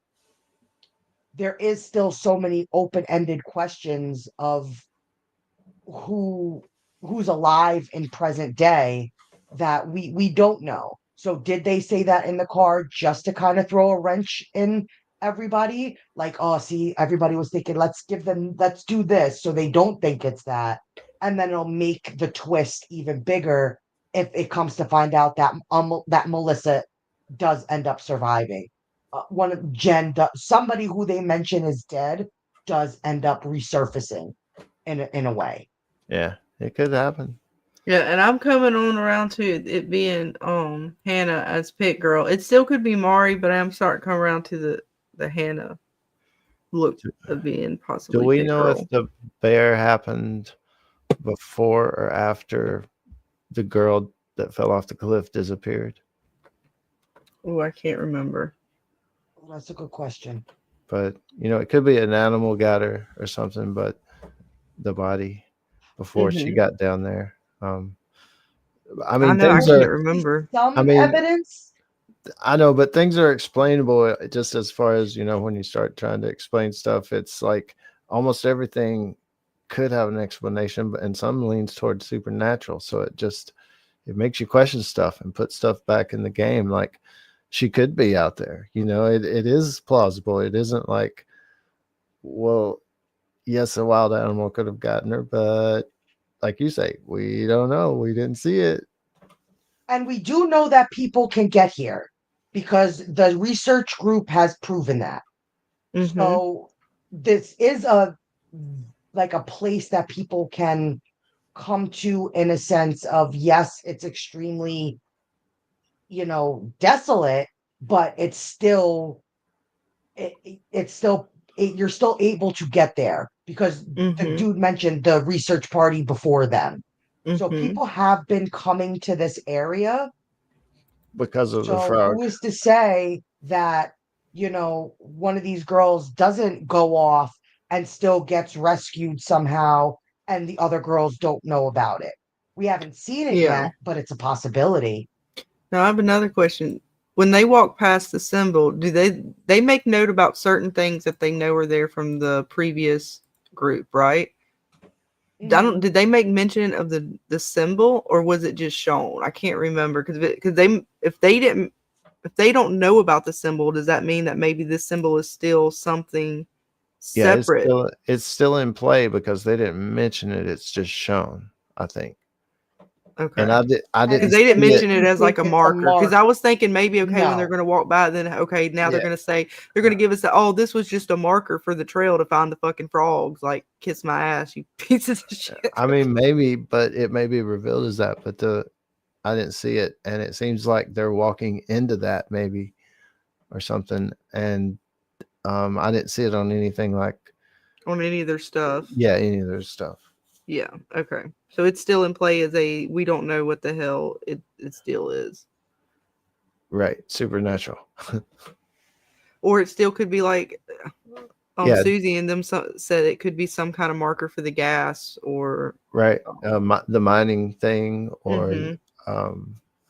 like you say, it leads to the frogs. Hey, frogs humping over here at the creek. Right. We just marked all these with some weird, I don't even know what symbol, but yeah, it somehow is going to be related to the frogs. I'm sure of it at Yeah, this point. You know, that little hook out the bottom is actually, See, Jen says Bear dies in season 1, episode 4, and Crystal dies in season 2, episode 2. Yeah. But I'm just saying it may emphasize that a wild animal could have, if you want to start, well, there's explanations that's not supernatural or that could explain stuff. And that's the thing about the show, that they do that a lot. There may be 3 explanations or possibilities. You just got to wait. Like, well, I don't know. It's still in play, like the symbol. Mm-hmm. I think we have to start to make a list. We have to start to make a list of everything that we think is possibly supernatural and the explanation that they give for it. Yeah. And see if maybe that's something we could do in the Discord. We'll start. Well, yeah, definitely want to do that when we compile. do the rewatch. So we're getting close to Yeah. the end of the season, right? This was episode 7, Yep. I believe. So we got like 3 episodes left. I know we want to do both for Severance and Yellowjackets a rewatch, and as we go through, kind of make note and go back through and see if we can't compare some of the stuff to, like you said, see if any of it we can have. All right, now we have explanations for all A, B, C, D, E, all these different things, and maybe kind of set it up a little bit better so we can look at things in a better comparison. So kind of like, I really want to wait till we finish. We get everything else from the season, because one of the episodes says something like the end of the story or I forget exactly how it was titled. But it sounded like something like the end of the story or getting like the final kind of whatever happens as far as the woods goes, maybe. Oh yeah, the episode name. Yeah. Hold on, I'll pull it up. So I kind of want to finish the episodes and then do a rewatch for sure of all 3 seasons, and then and probably do some streams in between as we're doing the watch party as we go. So next episode is A Normal Boring Life. Episode 9 is How the Story Ends, and then the finale episode is Full Circle. Right. So it's basically like I want to wait to do all those final comparisons. Severance I'm wanting to set up maybe do watch party sometime next week. At least that's my plan. I'm gonna try to set up some watch parties starting next week because it's only 2 seasons. So we might be able to get through that, and then we can really focus in on Yellowjackets, because I feel like Yellowjackets is going to take a little bit more. I mean, it's 3 seasons, of course, it's going to take more time, but I feel like there's a lot more mystery going on right now with Yellowjackets to really focus in on. Yes. Yeah, it's got a That lot. was the I'm plan. wondering, we probably may not even get to winter until next season. And we may not. I don't know. Like I said, that was just based off I didn't even read like what the episode might have said about it. I just Yep. read the I title. didn't look at any of that. I just looked at the titles. And Yeah, so it made yeah, me and think like and whatever the that's just story end is, I was like, yeah, well, let's wait. and that's just me thinking, where could it go if they, Oh, maybe. James, you didn't send us the trailer this week. Do we have one? Oh, I can look it up. I'll send it.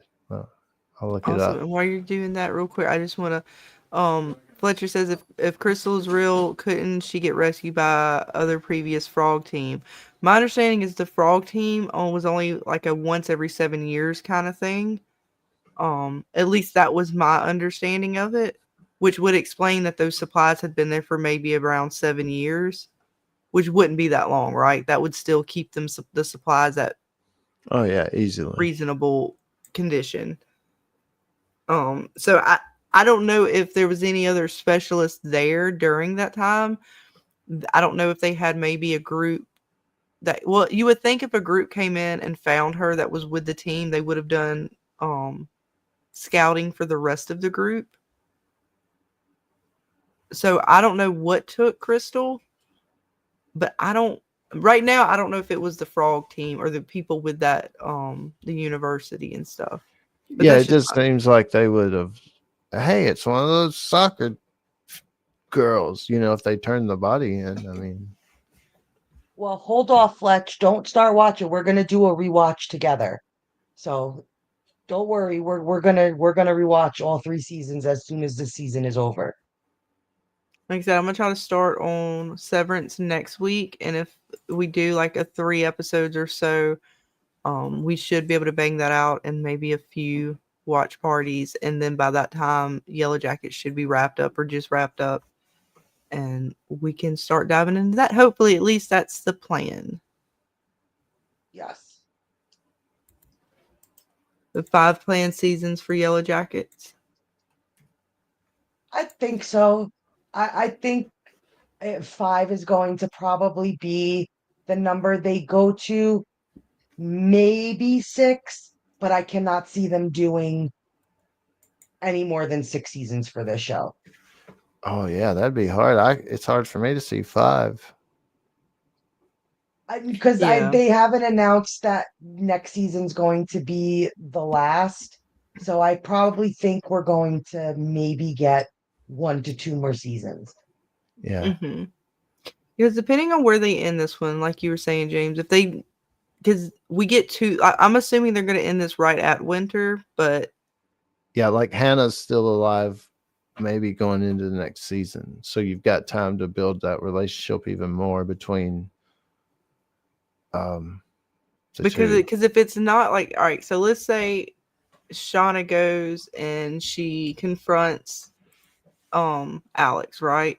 And she's so sure that Alex is the chick that she's looking for, that's been messing with her. But of course, they fool us. It's not her. It's somebody else. We don't know who. So that gives them a whole nother season, at least through season 4, to continue to fuck with them, right? And then season 5, because I would think whoever's like, because otherwise are they going to have someone else just fucking with them? Like, 'cause at some point you can't just have an endless supply of cast that's random people Yeah. coming in to do this. Well, This seems yeah, almost like an end game kind of deal. Now, whether they actually end it this season or end it, in season 5, I don't know. Yeah, and somebody, whether it's this person or not, this Alex or whoever, somebody found that tape because we saw Hannah stuff it down in a like little log kind of place and put stuff over it. Mm-hmm. So we may see later that Hannah tells Melissa or somebody where it is, or that she made it, or shows it to her. That's possible. But if she never does anything like that up till her death, somebody just went and scoured that area and found it. Yeah. Whether it was her, this Alex person, or not, the Alex person could have got it from somebody. But still. Yeah, because she shoved it right here in this, like, next to the tree or whatever she was hiding in. So it brings up a lot of questions at the same time, but does it answer that it was Alex? Because supposedly Alex is the daughter of Hannah. Mm-hmm. You know, yeah, I'm not too sure. You know, and that's if you want to take especially Van for her word that those other two are dead, whether they died after they come back or in the woods. If you take that, you know, on the literal side, it starts eliminating possibilities anyway. Mm-hmm. Because, like, right now, the only if we go by what they say and we just take it at their word, right? To be fair, that means nobody is left other than who's in the car. Because I think not this episode, but when they got the DAT tape, they said the only people who knew about this are either dead or in this car. So then I'm assuming that means the only people left surviving would have had to be either that guy, or then they're talking about Alex. You know, she's the only one that's kind of out there roaming around. I mean, we got Walter, of course, as one of the theories, but we haven't seen anything that would tie him in yet. Yeah, that kind of, I think, shot that one. You know, I was even on it could be his parents, but I think that's kind of, because I just don't know if he changed his name. I think that got an axe in the head. Yeah, because, you know, you just have to, because if you have a theory and something like that happens where it kind of disproves it, but you say, well, what about this and this and this? You have to put 3 or 4 more questions just to try to prove the theory. You know, you've lost it, man. Mm-hmm. You know. So I think they did push that one out of the way. Right. He just loves Misty. He just wants Misty to curl Misty's toes. He does. He likes her a lot. Look, he even got the test results for her. I mean, it's fine. It's all good. And look, we even got a receipt. Now we got receipts, folks. Shauna we already knew she was there, but it's confirmed. I still don't know. I still think Callie might have been there as opposed to Shauna, but we'll have to wait and see. Which is interesting, right? Even going kind of back to Lottie's death, she saw both, possibly Shauna, and she saw Ty before her death as well. So she was busy. She saw that one chick. Her name keeps losing my mind. The one from her Lisa, yeah. So she was busy that day. Lottie was busy. Could Callie have taken the van and that be her ticket? I don't know. Maybe. If you do a rewatch, did Shauna have the van at that time? I thought she did, because didn't she go get the cat? Or did he have it? Did Dad have it? Well, that says day Friday. Did she go day Friday to get the cat? It was like nighttime, I thought, almost, but maybe it had to be daytime. Back, it was nighttime, and she had the cat. Right. So, yeah. And it was it was daytime when she left. Maybe that was just to get the cat.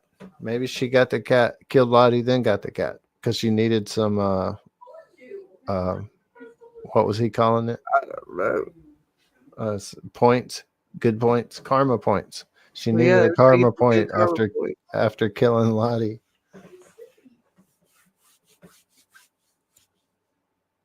Oh no! Why would Travis let Kodiak go?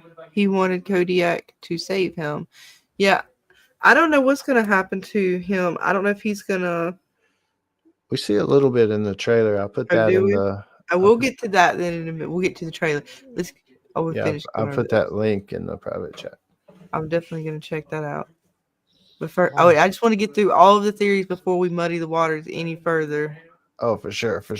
And they're already bloody muddied up all over the place. Like she muddied up. Was there anything from this episode that either one of you guys in the chat enjoyed? Was there something in this episode that you were just like, okay. Besides how much it pissed us off, was there anything that you were like, oh, that was good, or Well, as far as funny, I used thought to the be a phone real pissed call, off episode? the phone call that Walter was telling Misty that it was Shauna and she was kind of trying to change it about her hair or something, and the way the girls were reacting to that. Right.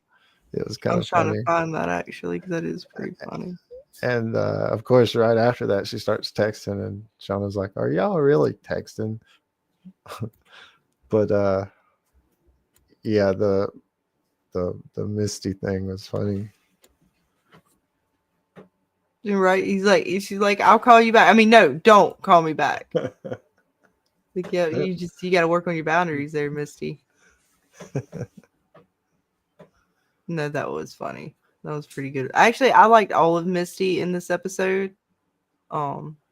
Even the way she came in to Van and Ty's room, she's just like giving the lady some of your country thanks you for your service or something like Yeah, that. she done manipulated that chick to get in. And I love the whole questioning, like, oh yeah, so two of us would like to know. And she's like, you're questioning it as well, right? And she's like, no, not at all. No. No. Ty could never have done possibly murdered and Lottie. see, that's something else that put something in her head, like, maybe it was. All right. So like I said, now I don't know. I'm not saying that Ty doesn't have like, I mean, like she maybe a just wants split to personality kind of deal. Yeah, she wants to be on Ty's side, but she's questioning it, having that in her head. All right, like I'm still now questioning the supernatural aspect of Ty again, right? Because yeah, for sure. not to say that Ty doesn't have a split personality and that her son's not even freaked out by it. Like, I mean, what child wouldn't be freaked out if your mom's other side is eating dirt and more aggressive? Yeah, and up in trees and shit.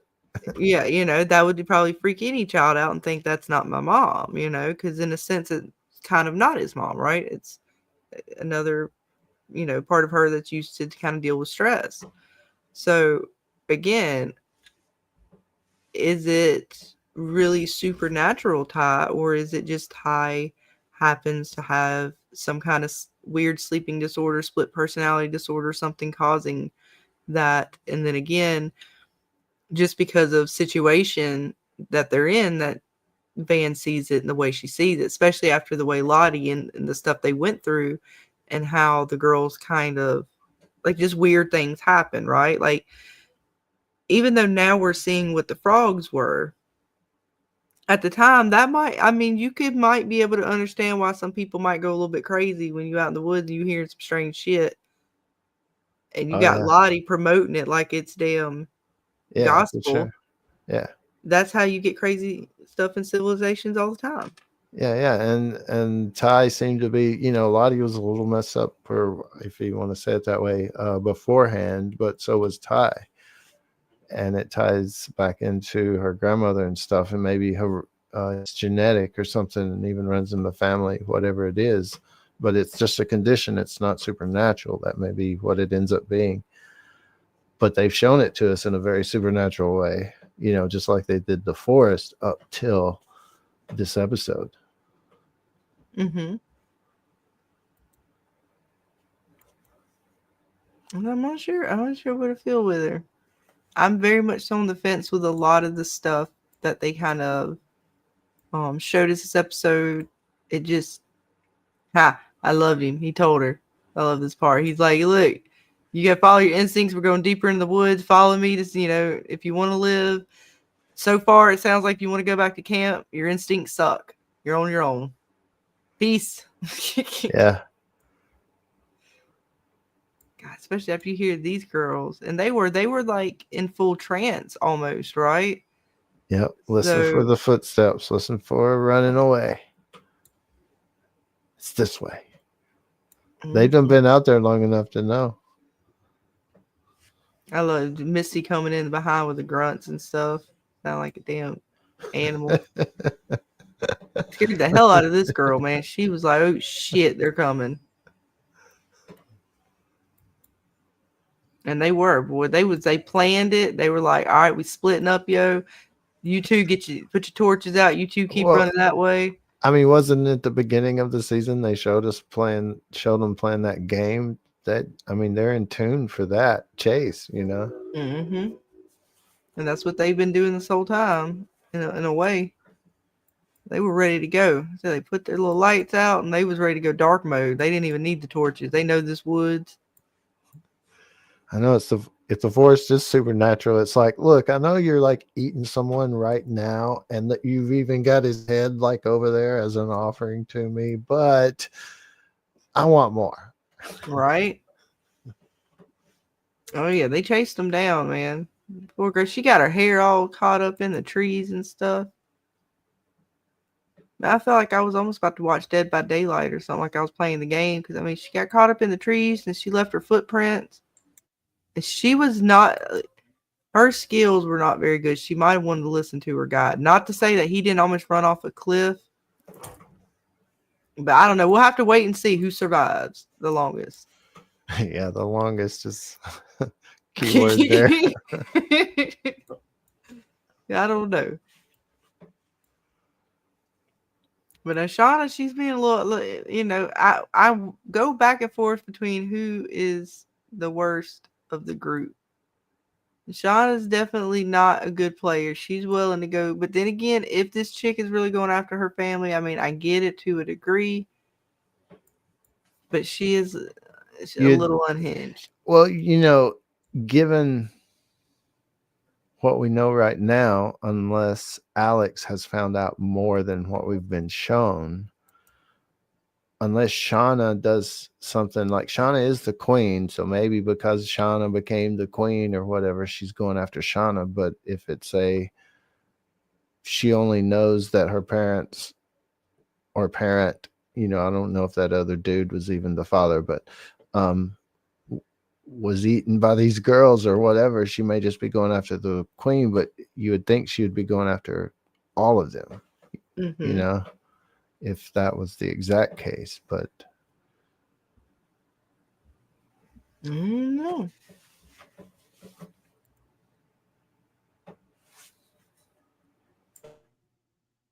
Yeah, I know. I'm not sure where they're going to go with, because when they end with Travis, Aquila, and what is his name? Kodiak. Yeah, Kodiak. Was that here? All right.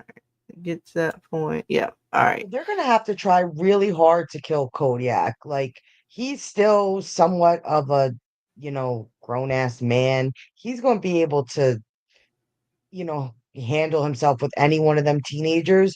So either he's gonna have to accidentally fall in a pit, or they gonna have to tackle his ass with more than one of them, because he could easily defend himself against any one of them.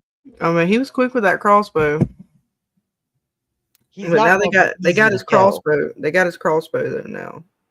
yeah, So he's gonna have to think outside the box. And there's a really scene in the trailer that kind of addresses that a little bit, it seems like, anyway. Oh, okay. Just saying.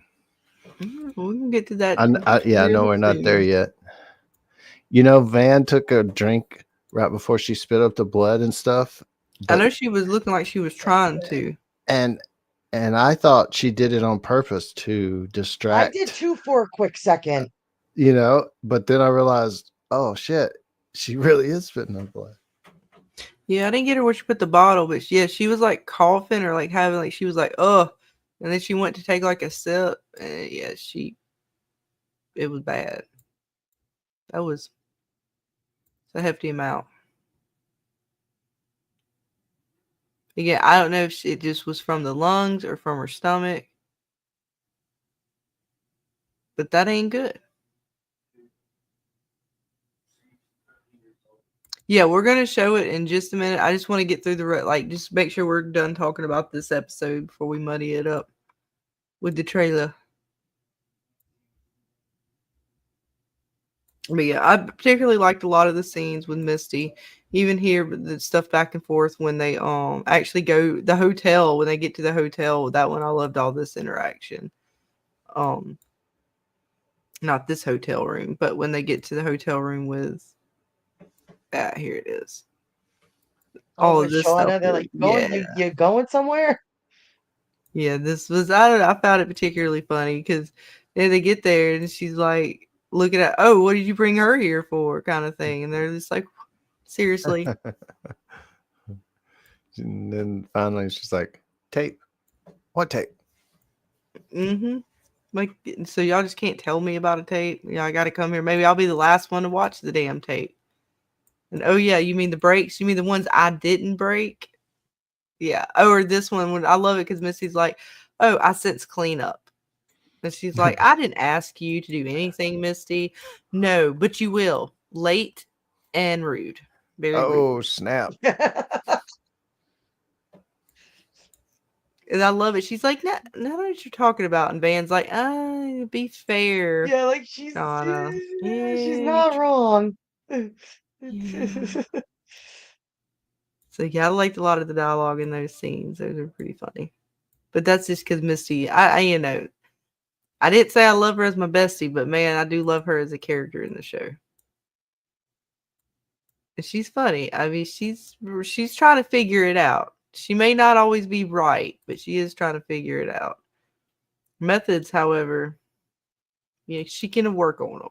Work on her methods a little bit. Questionable at times.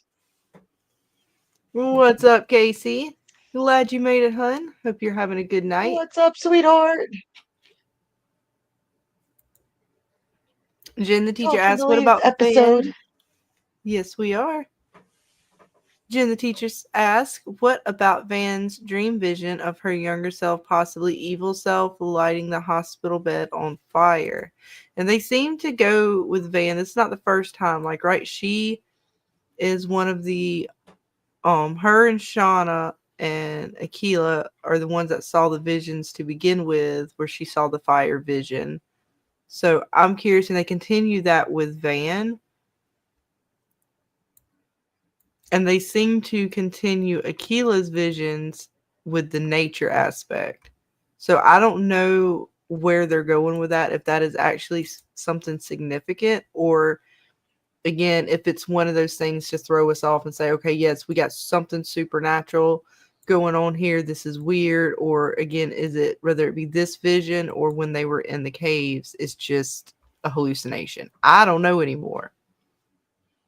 Because again, this was happening when she was possibly on the whatever drugs they put her on when she's in the hospital. And it was shortly after that she kind of starts freaking out a little bit on Van. Not too much. She's just, she's starting to go, you kind of tell she's like half in, half out. And then that's when she starts hearing what she thinks is Lottie.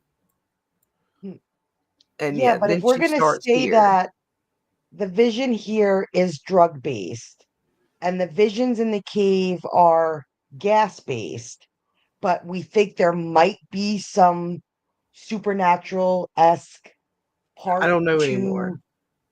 The cave visions, then don't we have to say that about here too?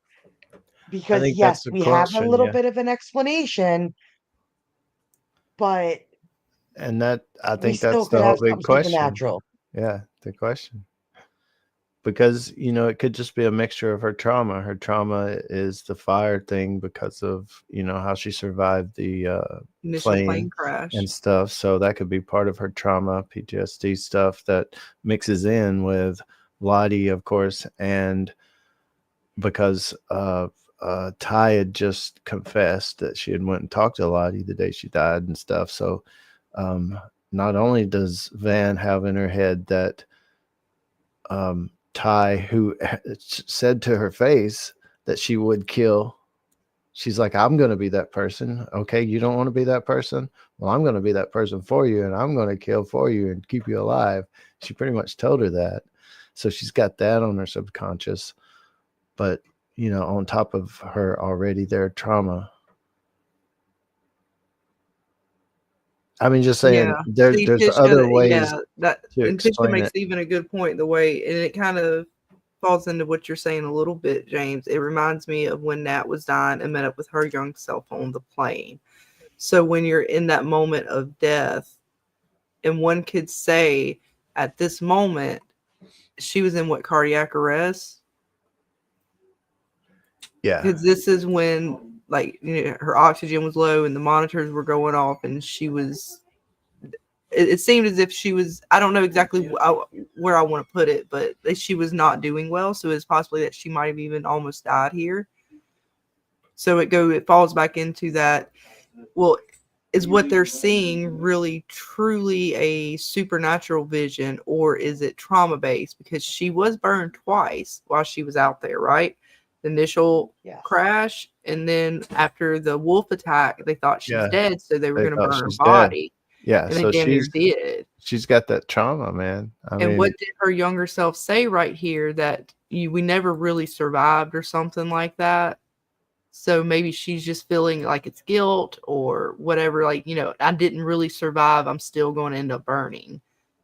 Like, I didn't cheat death, right? Like, you didn't cheat death from the fire. You're still going to die. I don't know. Or it could be something else. It could totally still be something supernatural. Like I said, after this episode, they've got me so much on the fence of I don't know what it could be, that now I'm even more looking at the explanations of something more real based. Because, like I said, the frogs right there, I was like, okay, well, that totally discredits what almost everything that Lottie did this season.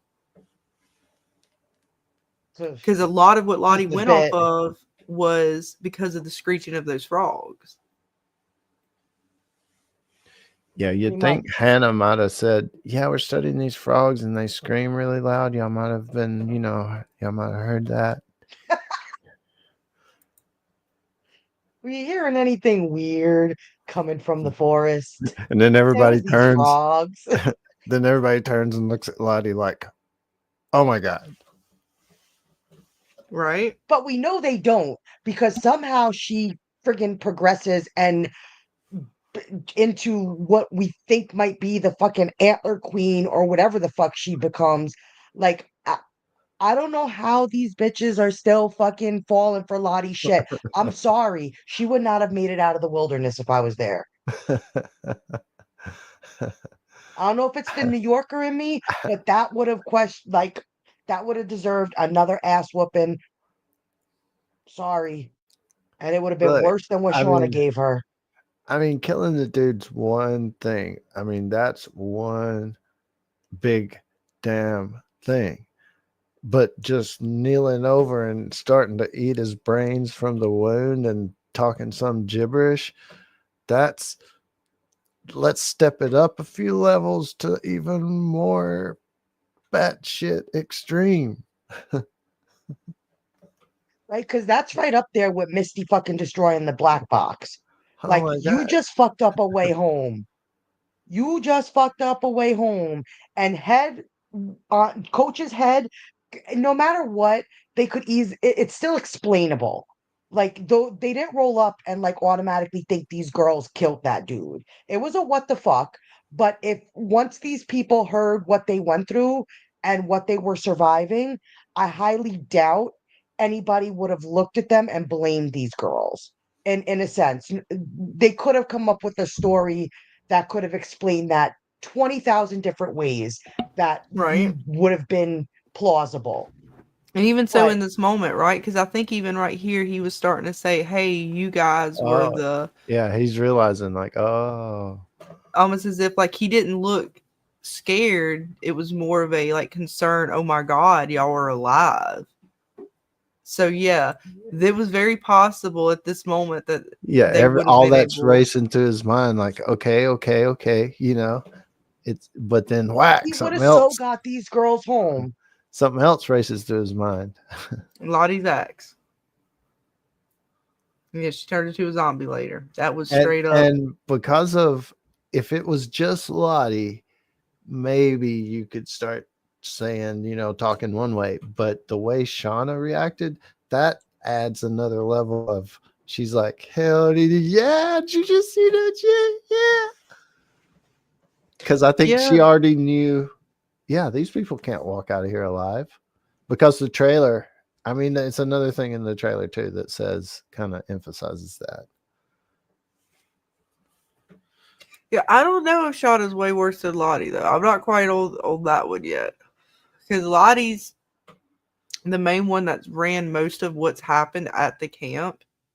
As far as like when they start doing some wild ass shit, normally Lottie's behind it. Lottie's behind the whole reason why Shauna's got any power, in my opinion. Agreed. And Lottie's the one eating damn brain. Look, Shauna's done some things so far. I'm not trying to defend Shauna, but I don't know, man. She still was reasonable. Like she didn't straight up gank the girl in the back after they catch her, right? Well, hang on, I gotta go a little bit. I further. thought she was Yeah. for a hot second. But she I still thought Shauna listened, was right? about to. But Yeah, she but- didn't. But still, when dude shot Melissa with an arrow, as they were chasing after the girl, she pointed at Mari and said, "If she dies, you die." And Well, she yeah, left. because she was trying to tell Mari not to, because Mari and them were trying to still fix dude's head. He was dead. It wasn't no fixing that the brains that was coming out of his head. Yeah, but when Shauna says something like There that, was no she's putting that probably back in the box. serious. Yeah, but did she though? The thing is, Lottie absolutely has been the cause of some murders, for sure. Well, yeah, one. And there's no reasoning with Lottie, in my opinion. I think you can reason with Shauna. I don't think there's any reasoning with Lottie, because even when Lottie was going after Travis and the girls tying them were like trying to get Lottie off of Travis, she was willing to damn near fight them to get back to him. Oh yeah, Lottie hasn't just drank the Kool-Aid. She's the one making the Kool-Aid and passing Lottie it out is to the everybody. Kool-Aid. Yeah. Hell yeah. She is passing that around. She is making sure everybody drinks up. She is like, come on, drink it. But it Like, I actually ain't makes saying more Shauna's sense good. now. But doesn't it still make more put sense now to Lottie. why Lottie did the whole cult thing back in the current timeline? Well, yeah, Because she's it's been batshit literally like crazy the that's whole what time, she fucking feeds off of. right? And all the girls in the wilderness fell for it, just like all them purple people followers, purple people eaters, whatever you want to call them. How easily they followed fucking Lottie with the other fucking bullshit.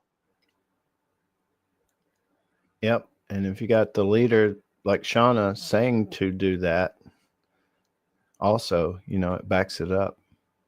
And to be fair, Fletcher, Shauna went through some stuff early on compared to some of the other ladies. And what Lottie was trying to do with her baby, I don't think she appreciated. That didn't help her. She basically didn't care about the group at one point, because what they were trying to do, the whole rituals during the birth, after the birth, they were trying to use the baby as like an offering in a sense or whatever to the wilderness. And then her having to spend all that time with Jackie did not help her mental state. So I could definitely see Shauna having some kind of like fucked up, screws loosed at this point. Lottie might have been born with it. I just saying Shauna might have had gone through some things to make her a little crazy. That's just my opinion.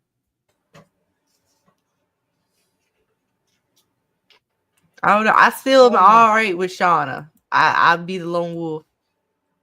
She crazy as hell, I know, but I still feel like it's necessary.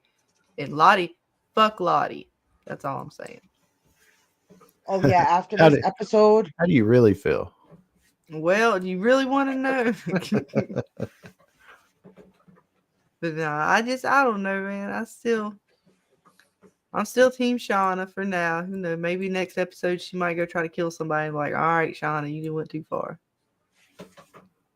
I mean, even Callie. I think Shauna truly adapted to their situation in the wilderness, but I think she just took it way, way too far. Like she dove headfirst into being the butcher, that side of her. And Fletcher, I'm not talking about before they got to the wilderness. I'm talking about what she went through in the wilderness. That miscarriage isn't nothing. Lottie just straight up manipulates these girls.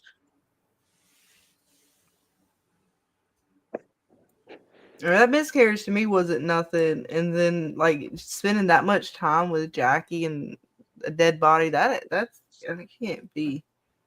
It can't do good for your brain. Yeah, mess up a person. I mean, again, it doesn't excuse her behavior no more than I think what Lottie's kind of going through, because she didn't just. Lottie was always crazy, yo. That's why she was on meds, but damn, that's really fucked up. She straight up hit a dude in the back of the head with an axe for no reason. I stand to question if what Shauna does, there may be reasons for what she does. Not to say that Lottie usually has no reason for her behavior. Clearly, the frogs were not real. I mean, they're real, but the sound that they make was not supernatural. But okay, let's just hold up a second. Okay. Lottie heard a sound. Mm-hmm. And of course, everybody heard it because why? It was the frogs. Okay. Mm-hmm. The dude died initially by Lottie's hands with an axe, brutally. Why? Because he put a frog in the jar. So what I'm saying is that the connection as far as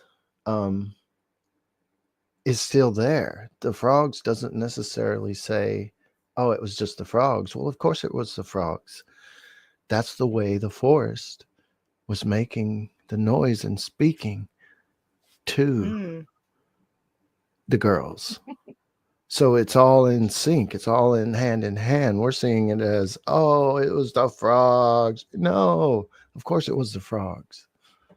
It was it's nature. It's the forest. It's the wilderness. The frogs are a part of that, maybe a huge part of it, So it may still be there, actually, Mm-hmm. Now, the only thing that's saving the frog theories being supernatural is I think Travis heard them, but Lottie didn't hear the noises until that night, right?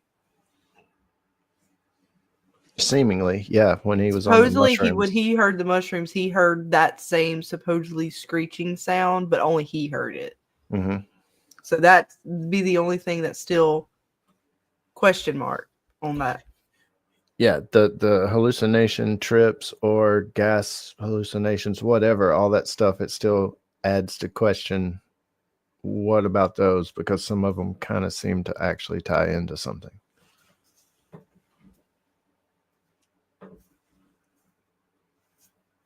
Oh, I'm not saying that Lottie's the only one that heard them. I'm just saying that usually everything that Lottie hears or sees, it supposedly ties into something for them to end up going through some new ritual or something crazy so that they can do something for the wilderness. And then if all of that is for nothing, if this is all just in their heads, then Lottie's sending them down one hell of a crazy path. Oh yeah. And that's my theory, is that it's all in their heads and that it's not supernatural, but the show could definitely twist it, I guess, again, like it has 2 or 3 times. So that's the thing. Yeah. I think she's crazy. I think she developed this cult, and a big reason is she doesn't want to go home. I mean, maybe that's why she went to stay with Shauna, because she didn't like staying with Dad. Maybe. That is a possibility. Because it's just not natural. She said she didn't have anywhere to go because it's like, I don't want to go home. So she's out in the wilderness. I don't want to go home. I want to eat brains of people.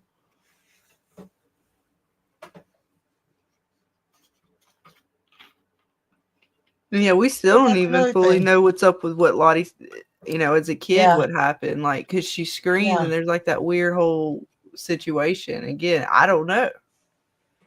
Like I said, they have muddied the waters for me so much in this episode that I'm now questioning it for like, okay, is this shit even supernatural at all anymore? Or are they just fucking with us the whole time? Oh my God, she is all up in his brains. Something is wrong with that child. Like That that's cannot zombie help. behavior. Like that is straight up zombie behavior. It ain't Why natural. you diddling in his brains, mumbling some crazy shit? Yeah, even Nobody all can understand. the crazy stuff they've done up to this point, it seemed weird that she just did that, you know?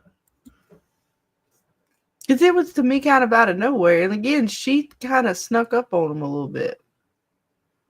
She's super ninja like. Again, I'm scared to death of her ass. She came up on them like it was nothing. Lottie just be sneaking up on folks, having secret things go. I don't trust even the present day versions of themselves. I slightly would trust Shauna over Lottie. That's just me. You want to go to Lottie's cult? Look, I take my chances with Shauna. I know she crazy, but you just don't cross her or her family, and she's liable to not try to murder you. That's all. Yes. Oh, and Fletch, like I'm talking about like eating brains. Like that is such old school zombie like brains type of thing. Shauna nibbled on the ear. We were not gonna forget that Shauna Yeah. dug in and ate a little piece of a Jackie. Just she Again, that was wasn't part of her digging. trauma. So see again, Fletcher, that goes back to Shauna's Part trauma. of her Like she trauma. was literally She sitting wasn't digging in up in there like she was literally in a cooler with her dead friend. And eventually, yeah, she ate the ear. I imagine that has to make you a little crazy at some point. I mean, again, we saw how Shauna declined. It wasn't like Shauna just started off crazy in the woods. There was a continual decline, and then at the beginning of the season, you see the anger of Shauna. When she's writing in that journal and they're all talking about their sort of fairy tale experience of how they survived all this stuff. And Shauna's like, nah, this is not a fairy tale. This is not. They pretend. No, it's real bullshit here. Like Shauna was fed up at that point. She moved the baby. She is kind of very antisocial with the group for the most part, up until the point where she kind of felt Melissa giving her a little prop up. Otherwise, she was fine being kind of on her own for the most part. Yeah. Yeah. She didn't want no part of that cult crap. She wanted a part of Lottie's crazy shit. I'm with her on that. You know, I don't know who set the cabin on fire. That one's still a mystery. I believe Shauna might have been able to do that. One is definitely a contender. Shauna, Ty, and Van. Lottie is still technically on the running because she crazy as fucking hell. And it really could have been an ember popped out of the fire or something, actually. Oh yeah, that would be the way the show fucking does us. Right? Yep. I didn't. Yep. That's probably the fucking answer. Yeah. But it does. I think not point to Coach. I don't think Coach did it. I don't think Coach did it either. But I think that she was so angry at Coach because Coach, like, she was so vulnerable in that moment. And he being the only adult that's there, regardless of his situation and how fucked up he was, I think Shauna was truly looking to lean on him in the moment of giving birth. Just as that adult, they're still all kids. Yeah, they're not baby kids, but they're still all kids. And Coach was like the only adult figure these girls and Travis like had to look up to, and him abandoning them. I just think that Shauna took even extreme more hard because she was just looking for somebody to blame the miscarriage on. Like she was just and hoping that maybe if Coach stuck around, that wouldn't have happened. So I think it's just all projection on Shauna's part. And like these girls are just so wrapped up into the craziness of the wilderness that they're just looking for somebody to blame for everything. But I also think part of it is Melissa. The way Melissa kind of like pushes Shauna for that sort of. Oh no, I think Shauna's. You're right about that. Like that's Shauna's like what is like the main sort of feelings. I'm just saying like Melissa's pushing on that. Really like like kind of fanning the flames of it in a way. Yeah. She's the gasoline. Yeah. But then again, Lottie props Shauna up as well in this season, which was like that was a total kind of game change too, because Shauna and Lottie weren't really seeing eye to eye for a lot of the time. Like Lottie was trying, but Shauna had no part of it. But now, you know, Shauna doesn't care. Of course, she's going to want the power. She's probably tired of seeing how the camp has been run. Right? You know, every little civilization, you have the queen, and they have their religious aspect, and the religious aspect has control of the people, maybe. And if the queen has the hand of the antler queen religious person, she controls full power, the queenship, and that cult control of the people. So, you know, that Lord of the Flies, that whole, you know, it's really got a lot of, if you want to start breaking it down in that sense, you really see a lot of that. Right. I mean, everywhere. And I'm still surprised that Natalie, right? She seemed, out of everybody in the group during this whole weird night up until the morning, the most coherent or the most aware of the situation, in the sense like a lot of the girls, once they of course they were all sort of hooting and hollering when they were first kind of encircled before the people arrived, but once they arrived, like Natalie just seemed more aware. Like she was kind of like, what, y'all got to chill. Like she seemed to be the one that was back in leader position in a little bit of a way, because she was even like one of the ones to talk Shauna out of like murdering this chick. Like, no, y'all, we can't do this. She was the one that kind of got them back in control to find them. A lot of the girls were seemingly kind of like in that trance like face kind of shit going on with them. Natalie seemed to still not be quite as entranced as the rest of them.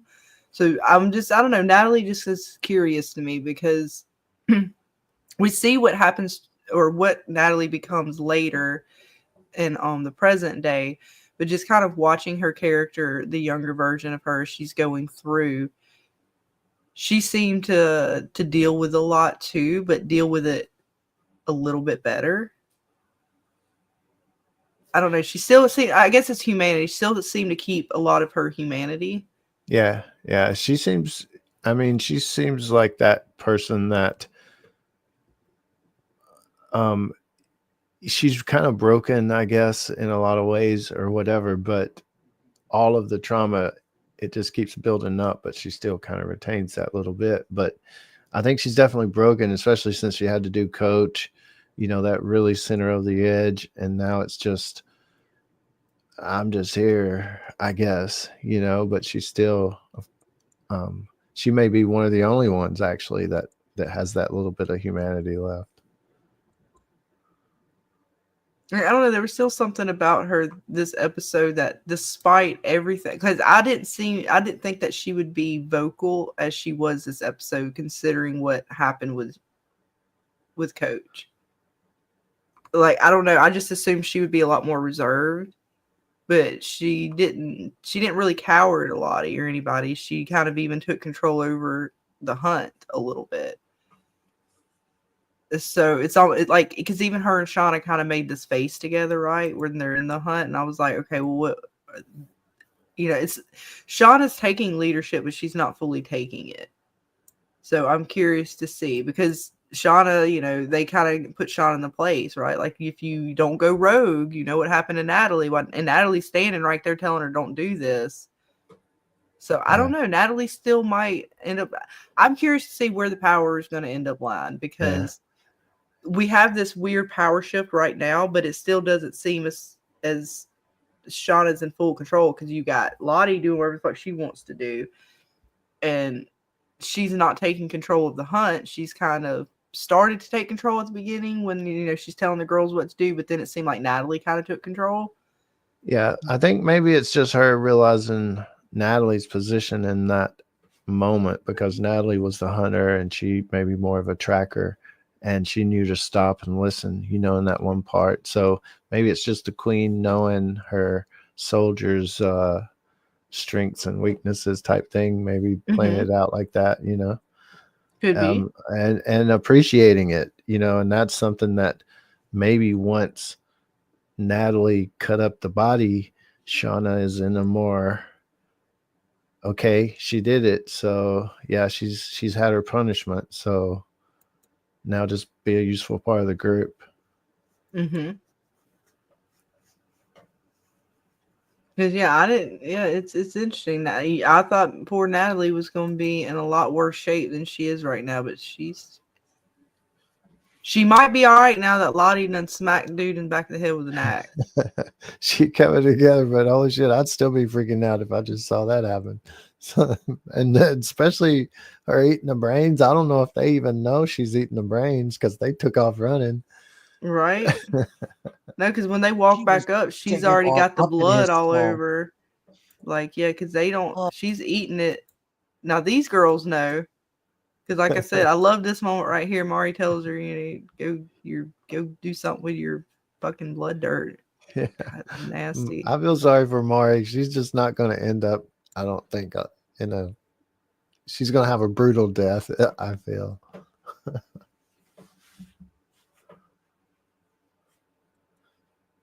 Yeah, Melissa, she had to, oh boy, they had to push all the way through. Oh, that had to hurt.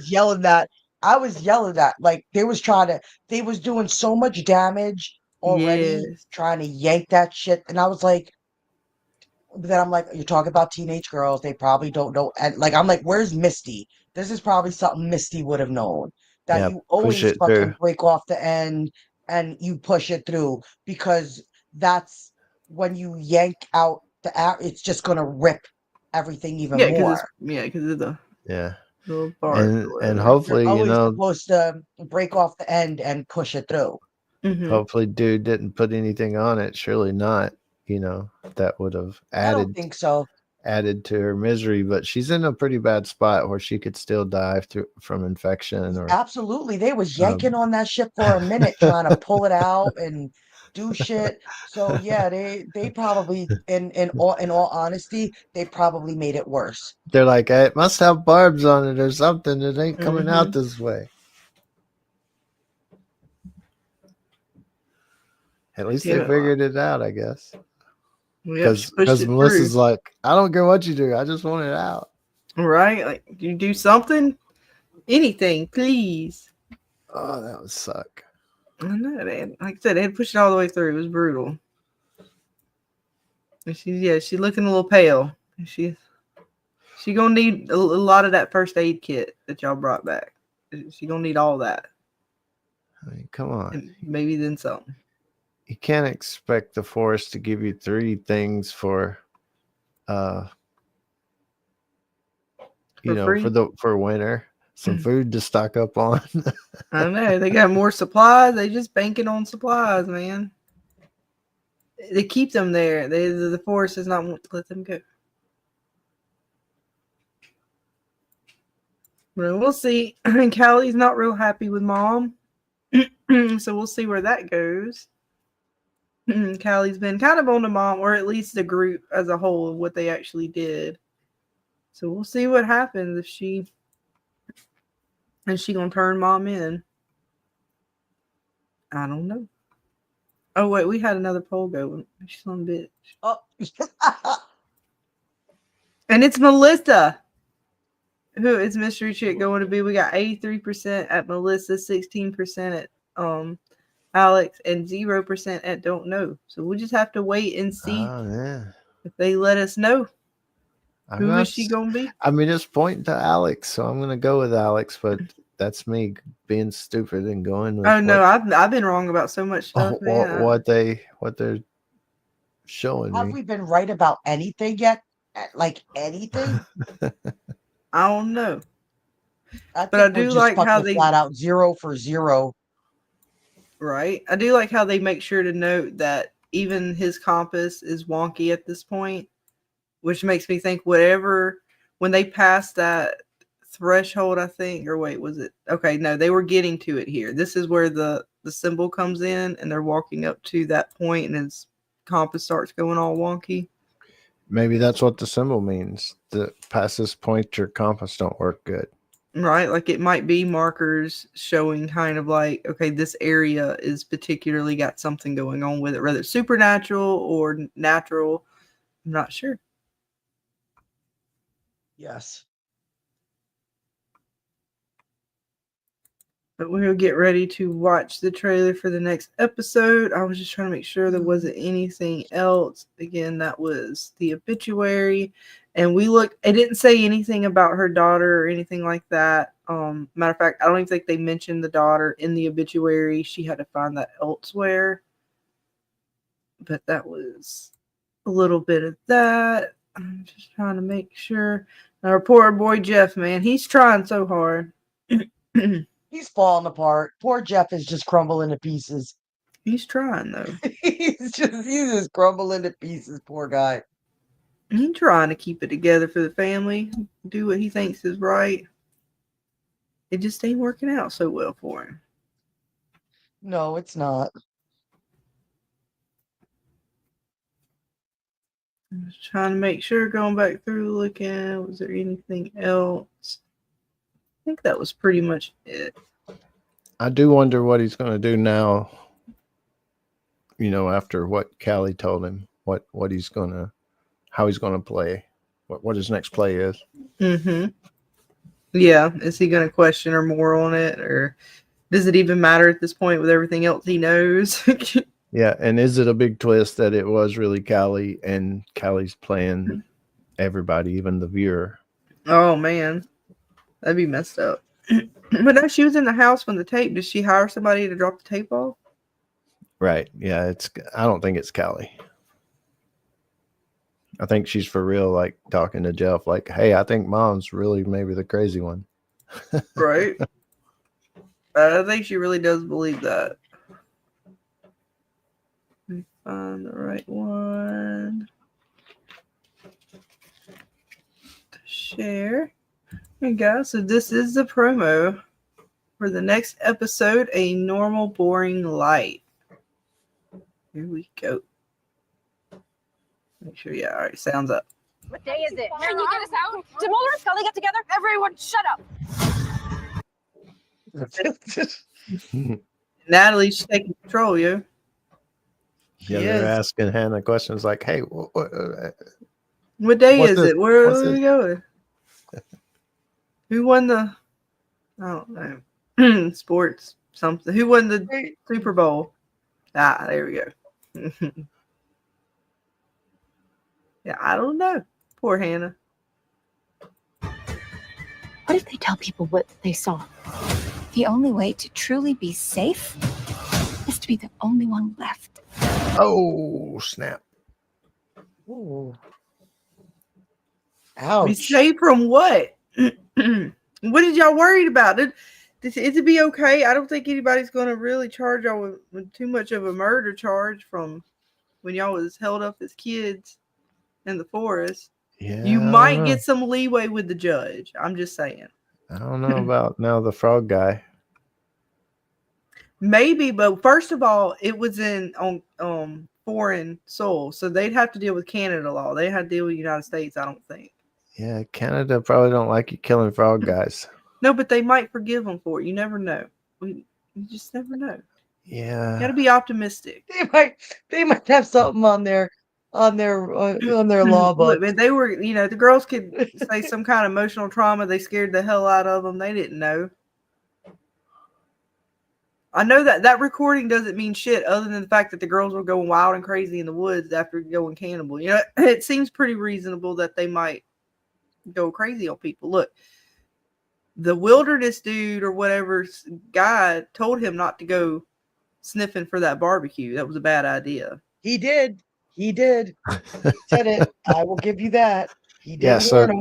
So you think, like, there's theories out there that guy knows the girls were out there, but he could have been the one started the fire, yo. Yeah, I don't see it, but that would be another kind of big The way this twist. show's going, I mean, shit. I wouldn't think so either, but I didn't think the frogs were the voices that we were hearing. The screeching. That was. Well, how else did you think the wilderness was making the sound? Well, I just thought it was straight supernatural crazy shit. Oh, it still could be, but they used the frogs to make the sound. Yeah, it's just once every 7 years, though, does it Well, come out to mate. Once Just in, so happened. Once in 7 years, Mhm. the spirits rise. I guess so. We'll have to wait and see. There's just so much that points to it's not, but there's still little crumbs. They're little tiny pieces. Yes. You're not in charge anymore. It's rescue. Does she know what you did? Oh, snap. See, and Sean and Natalie gonna go at it. We're gonna see who stays on top. Yeah, so you can even scroll back and kind of see the frame where like Kodiak and Travis, the girls like just they all come out on him, and the one's got the gun. It looks like Aquila, and then everybody else just kind of comes out like whatever Travis might have wanted to maybe do doesn't matter as far as now everybody's there. Oh, how did they switch weapons? Because Aquila had the crossbow. They switched. Yeah. Yeah. Oh, Jeff don't look too happy. So, yeah, Callie probably did something. I don't know. He may be mad at Sean. I don't know. He's mad at somebody. But Shauna's telling her she's not in charge as far as Natalie, and Natalie's like it's about rescue, right? And yeah, like why does that even have to be like explained? Yeah, why is it questionable? And Van seems to want to go home. She's like, I want to call my mom. Melissa's still back there. She's still alive, at least at this point. Yeah, she's still hanging on. Seems like she's in decent health right there. Lottie ain't even got the blood off her face yet. And I'm assuming this is still just right after wherever we left off with them. Oh, I hope somebody just walk up, just punch her. Just punch her. And just be like, if you don't know what that's for, I don't need just shut up.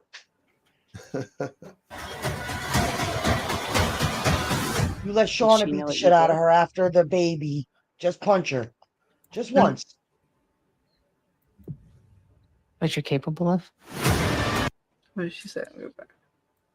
Does she know what you did? What you're capable of? I think she's talking about Callie. Yeah. I think that's probably Alex, and that she's talking to Alex. Shauna about Callie. Like, does your daughter know what you did? What you're capable of? Maybe. Mm-hmm. That's just my theory on that part. But like they said, why now? Why is this bitch coming up in this time, fucking with them with the tape now? Maybe she just went on an expedition and found it recently. Okay, I'll give you that, but what? What's the point now? How long was you holding on to this tape, and now you're like, oh, today's the day I'm gonna come out and start fucking with these girls? Yeah, she may have been kind of trying to put everything together, and finally, eventually found the tape and was able to initiate stalking or whatever she's doing. If it's even her, I mean, who knows where this show will take these threads. Right? Yeah, I don't know. I guess we're going to find out who she is. Yeah, it's looking like Alex. But we'll find out. Yeah, unless not Walter is really Alex or some other crazy shit happens. I mean, it's all possible still. I know, because Walter's still hanging around. He don't want to leave. We'll find out what his deal is, maybe. Or I still think he's just, innocent. Not innocent, but innocent in the sense like he's just there for dumb love. At this point, if we do find out anything about Walter, it's going to be a twist and a half. because they are playing they're playing it good with having us think that he's just genuinely in love with Misty and is just kooky in his own right and matches her level of fucking crazy and whatever the case may be. So whatever they do give us with Walter, if they do give us anything, it's going to be a twist. What's up, Spectre? Hope you're having a good night, hun. Walter's been hired by the herp head herp herpetologist or whatever they're called. Yeah, the herpetologist. I know. I was like that. You said that right when I was taking a bull off my excuse me. And Alex happens to know about it because of the investigation that was instigated by the Herp Society. Word of the day. Now our little lady here, she's a little bad, okay? Like I couldn't believe how like deliberate in dude's face she was. Because he straight up asked her, like, you're smitten. And she just looked at him and then looked at the other dude. And he looked at him like, I don't give a shit. Like, yep, maybe. What you gonna do about it? Yeah, she's like, look, I want a little eye candy, What's She up? wanted a little bit more than eye candy. Look, she was real happy about that tight squeeze. Look, when we go study beach frogs, you can look at the girls in bikinis. You know what I'm saying? Now, she wouldn't be happy about that. She'd be getting all mad at him and stuff. Even this, she was so flirty with him. She was having a nice time. And then dude was kind of cool here, okay? I give it to him. He relaxed a little bit. He had his girl with him. Everything was fun. And he was actually going to be cool for a minute, right? I was like, oh, shit, we're going to make a phone call. Hell yeah. We're going to get a new phone number. I was so excited. I was like, okay. And guess what? Man, he's such a bitch. How are you going to bring out this technology talking about let's make a phone call and then get pissed off and be like, nah, it costs too much money, babe. What the fuck did you bring it out for? Who's you impressing with this shit? No, it's emergency only. And then why even bring it out and pretend like you're going to make a phone call to the damn psychic that's hotline? her fault. That's her, She was more at fault a little bit. Why? But they were he high. brought it out. He was like, nah, look, let's do this. Yeah. And then she's like, oh, yeah, let's do it. Why she's sexy wrestling with the other dude? Well, no, in she's front of your wrong. man. No, Stop she's it. completely Stop wrong. it. No, she's Stop wrong. it. I ain't saying she's not wrong. She's 100% wrong. I'm just saying, dude, I felt sympathy till he brought it out. Like, don't go showing off your damn machine and then you go talk about let's make a phone call. Come on. See what happens when you sexy wrestle? Yeah, you know how girls get when they get, in between two guys and, We almost had a phone number, yo. Oh, now, James. Look, I was ready to dial the phone number and listen in for the call. And if it was going to be an oracle at that, hell it was yeah. like a 1-900's not oracles around. Well, I don't know, but I was ready to call whatever number they put on that damn phone. You best believe that. I guess you could call them oracles. Right, you tell him Rick Yep. is asking for you to explain further on more details, huh, Vic? Yes. Well, elaborate, please. I'm just saying in the aspect of how she was flirting with the other guy, but she was with the one guy. Mm-hmm. Yeah, sometimes it just goes Things awry. just happen? It just goes awry. I'll put it that way.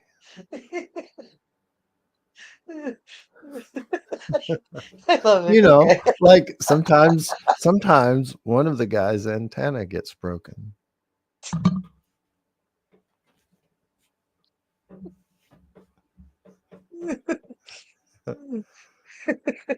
Every time.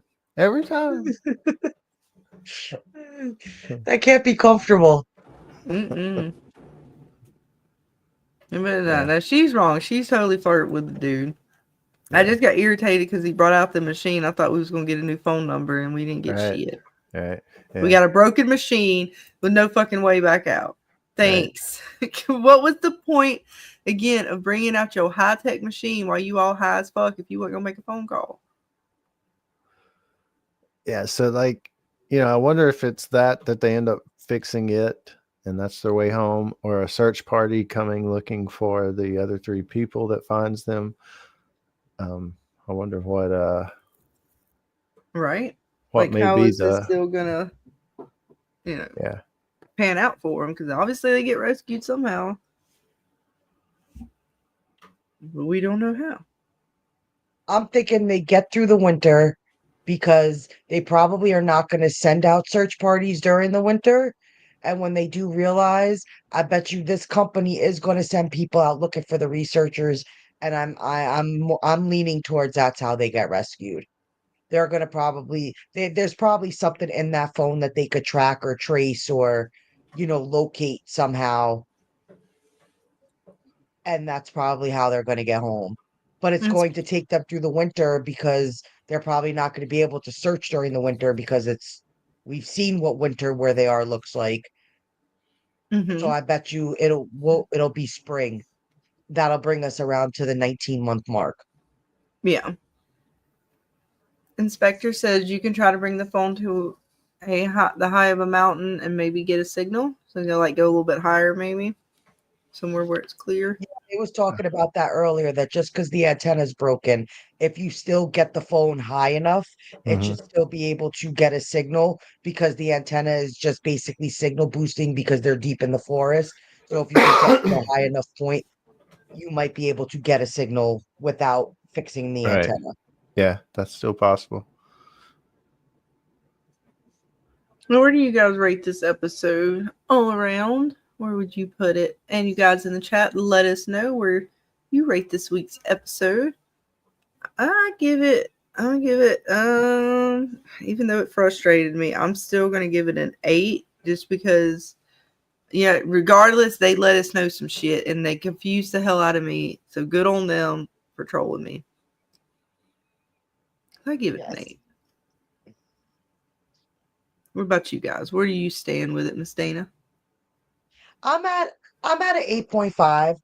I didn't hate this episode, and the only reason why I'm not going higher than an 8.5 is because I still am angry that they gave us the answers that they did, because it ruined so much of our like good tinfoil hat goodies and discussions about what if it's an evil company and this. So I'm not disappointed. I'm a happy angry, because now I'm still like, okay, then what the fuck are you gonna do?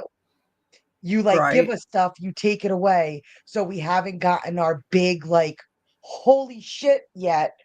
So it's getting me more excited for when we do hopefully get a big answer. We're all just gonna be like jaw dropped, like, wow, that all the anger they gave us with their fuckery and their trolling and their bullshit paid off. Right. What about you, James? I can totally agree with the 8 to 8.5. I mean, I don't know. It could go up to a 9. I'm not disappointed with the frog thing, I guess, but it does. I don't know. I can see totally how it's like a. I don't know if you just want to call it a buzzkill, if that's how you want to explain it, but I mean, when it happened in that moment, I mean, I laughed out loud for real. And because I just felt it. I felt a lot of people are sitting there cussing the TV right now. You know, Hell yeah. I'm just saying, what the fuck? Really? Y'all go do this shit with a fucking. We asked if it was a damn animal, but we were like, no, there's nothing in Canada that's even remotely like this. Right. All right, well, we're good. We was sitting here. Natural. We was looking at each other. And we were like, no, they didn't just fucking troll us with frogs. Good on them. They trolled us real good with that. Because it took a minute for his throat to build up, and I'm like, no, that they're gonna make us think it's gonna be the frog, but it's not. He comes out some little pipsqueak, but then it happened, and I just laughed out loud, like, oh my god, it really is a frog, right? So yeah. I mean, 8.5. It's like I didn't mind the frog thing. I thought it was funny, and I could tell how it the whole theory thing, supernatural or not. I don't know. I could go up to 9, but I'm gonna stick to 8.5 ish. Well, what a bad episode. I mean, we did get a sort of a. I don't want to say we got. Of course, the frogs was kind of like a big reveal, right? That's something we kind of wanted to know what the hell the noise was or what was going on with that. But God, that has got to trip you. Could you imagine hearing that shit every fucking night? Oh my God, yeah. during the day and all it. Lord have mercy. So the Lottie thing, I would have to say the Lottie moment when she killed the dude was possibly the standout moment of the season so far. Like, what did she just do, and why? And that and Coach a little bit. I mean, Coach was pretty. Oh shit. Yeah, you kind of saw that coming a little bit. Yeah, that's true. But the Lottie thing was just, you didn't even, like you said, you didn't even see her kind of true. You slip off screen. You just fucking just ninja like a damn ninja. Seriously. That is true. And that is not easy. Throwing an axe like that shit is hard. That shit is. Well, she didn't throw it. She just straight up came behind him and smashed him in the head with that it. Shit. No, I thought she like just came up behind him and popped him with it. I think she's still. You sure she threw it? I'm positive because I was I was like, how the fuck did she nail that? And you literally see her she overhand throws it. Well, because I seen her go up with it, like over her hands, but like come down with it. I didn't see her throw it. But I'm wrong about most of the damn. Yeah. Either way, dude. I mean, she just straight up not just killed him. She just bent over and started eating his brains and talking shit. Right? I mean, I don't care. Some craziness. Look, I don't care what cult you're in. If somebody does that, that's a little she's too pretty far. close to him. I'm gonna go back and watch it now. We're gonna rewatch it, and we'll freeze frame that shit. We have to slow mo it. I thought she was right up on his ass, but she could have thrown it. That shit did a couple of circular before it landed in his. That's why I was like, how the fuck she nail that shit? Oh, I'm gonna go back and rewatch that shit now, Dana. Damn it. But Tisha's giving it a what the fuck out of 10. That's for damn sure. And we got Casey with a she's giving it an 8 as well. Vic gave it a 2 out of 10. Vic, that's not fair. I don't think you like the show. But you know what? We'll accept it either way. Vic don't like the show. What shows does she like? She likes Severance. Oh, she's the Severance. Severance. Gotcha. Yes. I knew it was one of the others she didn't like. I forgot which one. Inspector's giving it a 7. Lottie fucked up and took the supernatural out of it.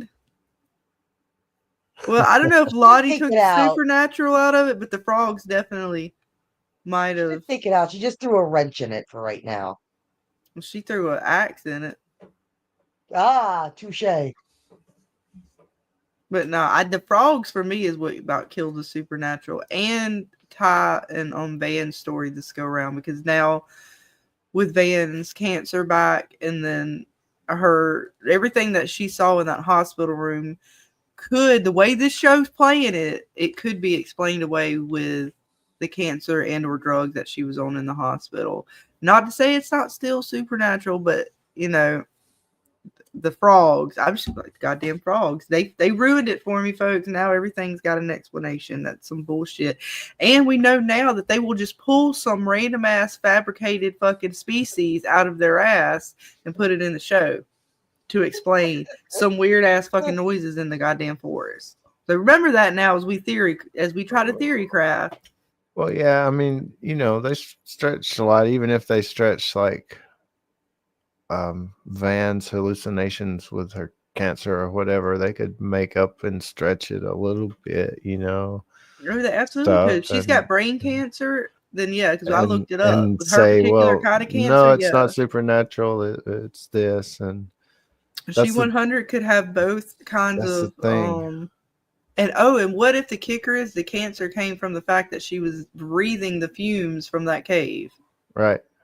That'd be crazy. Ooh. That's just totally fucked up. Ouch.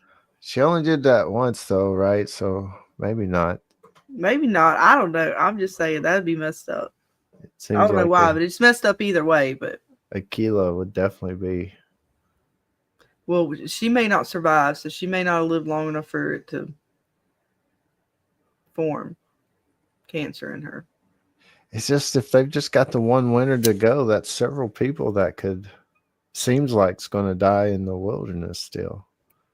Yeah, we still have a good number of people that Or are they on the survived and we chopping just block. or they survived and we just don't know it yet. Mm-hmm. Dead City.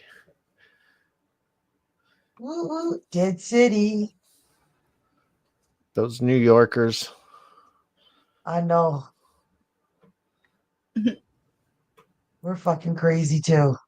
We'll have to wait and see where they go. I don't know. I literally do not know. For the first time, I have no idea other than the fact that we're gonna meet possibly Hannah's daughter, and Shauna has her blade ready to go. She sure does. Shauna's like ready. She's like, let this bitch say something. I will gut this chick. That's right. Well, I mean, we ain't got too many more survivors left. Things are starting to dwindle down, and there's only so many people left that it's part of this story. And we may get to find out who gets to wear the headdress. I'm pretty sure it's Lottie. That's still my guess with the full headdress garb and everything. But we'll have to wait and see. I think so too. It could still possibly be Shauna or Natalie or who the hell knows. Maybe the frogs get to wear the headdress at some point. I don't know. We'll have to wait and see.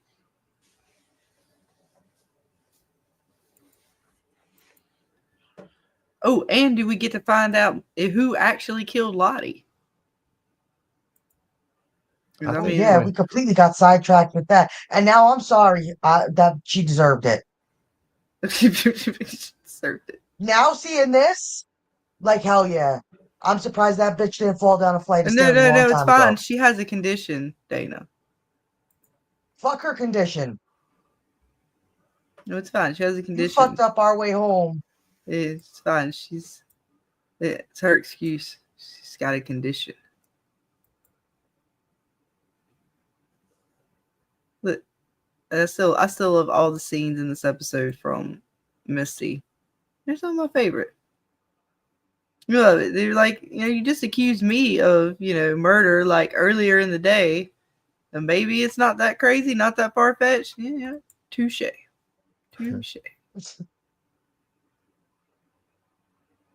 But yeah, guys, we're going to wrap it up. Again, thank you all for joining us. And we are going, I don't know what's on the schedule fully for the rest of the week. I know, of course, next Monday we will continue Yellowjackets. Friday night, I don't know what we're going to do yet. We might do another Severance stream because especially, well, I ain't going to get to that this week. That'll be next week. Yeah, I hadn't figured it out yet. But I know we're getting into some gaming streams, so I'm trying to do one Wednesday morning. We're either going to play a little Halo, a little Marvel Rivals, or maybe even some Killer Clowns. Who knows? But we are going to try to game Wednesday morning and do a little hangout stream. But we're definitely going to do something Friday night. I'm not sure what we're going to do yet. I don't know if we're just going to maybe dive into Severance a little bit more. But yeah, if not, we might just do some more gaming streams or we talk some more Yellowjackets or just kind of hang out with everybody. Try to see what else is on the horizon. I know we want to start setting up for the rewatch parties for both Severance and Yellowjackets. So who knows, if we get things set up fast enough, maybe we'll even do our like first start to the watch part or the rewatch party for Severance Friday, and then like do a little hangout stream after.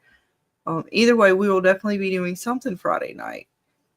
So thank you guys for joining us. Oh, and also we will still be looking to do the art contest, and it's going to be not just for Severance, but we'll do Severance, Yellowjackets, and From. So any kind of fan art that you want to do. Miss Debbie already has 2 things in for Severance. So she technically, if nobody else enters, she wins by default, folks. So get your pieces in, because you never know. You might actually get to win the mystery prize that has yet to be established. But it will be awesome nonetheless. To be announced. That's right, because I still, we're still working on that. That is a work in progress, but we still want to do that. Think it'll be a lot of fun for you guys to kind of, again, you don't have to be great at art. It's for anybody. I don't care if it's as good as Victor's drawings. Those are welcomed as well. Because, I'm going to use Victor's drawings as part of my stuff when I finally do post up a little bit better about it. Because I think that's just perfect. We got Victor's drawings. We got Irv and his painting artistry, right? And we even got Ty's son and his art, right? So, see, they are artists. You can be one too. So in each one of our Discord channels for from Yellowjackets and Severance, there should be a fan art channel under there where you guys can submit your fan art. I have one that I'm not submitting, but just so you guys can see what it looks like. Debbie has some in Severance, and then I have one that I did like last year or the year, I can't remember how long ago now, a year and a half ago or something, for From. So you guys can kind of see what, and again, as long as it's nothing too vulgar, that we can't show on YouTube.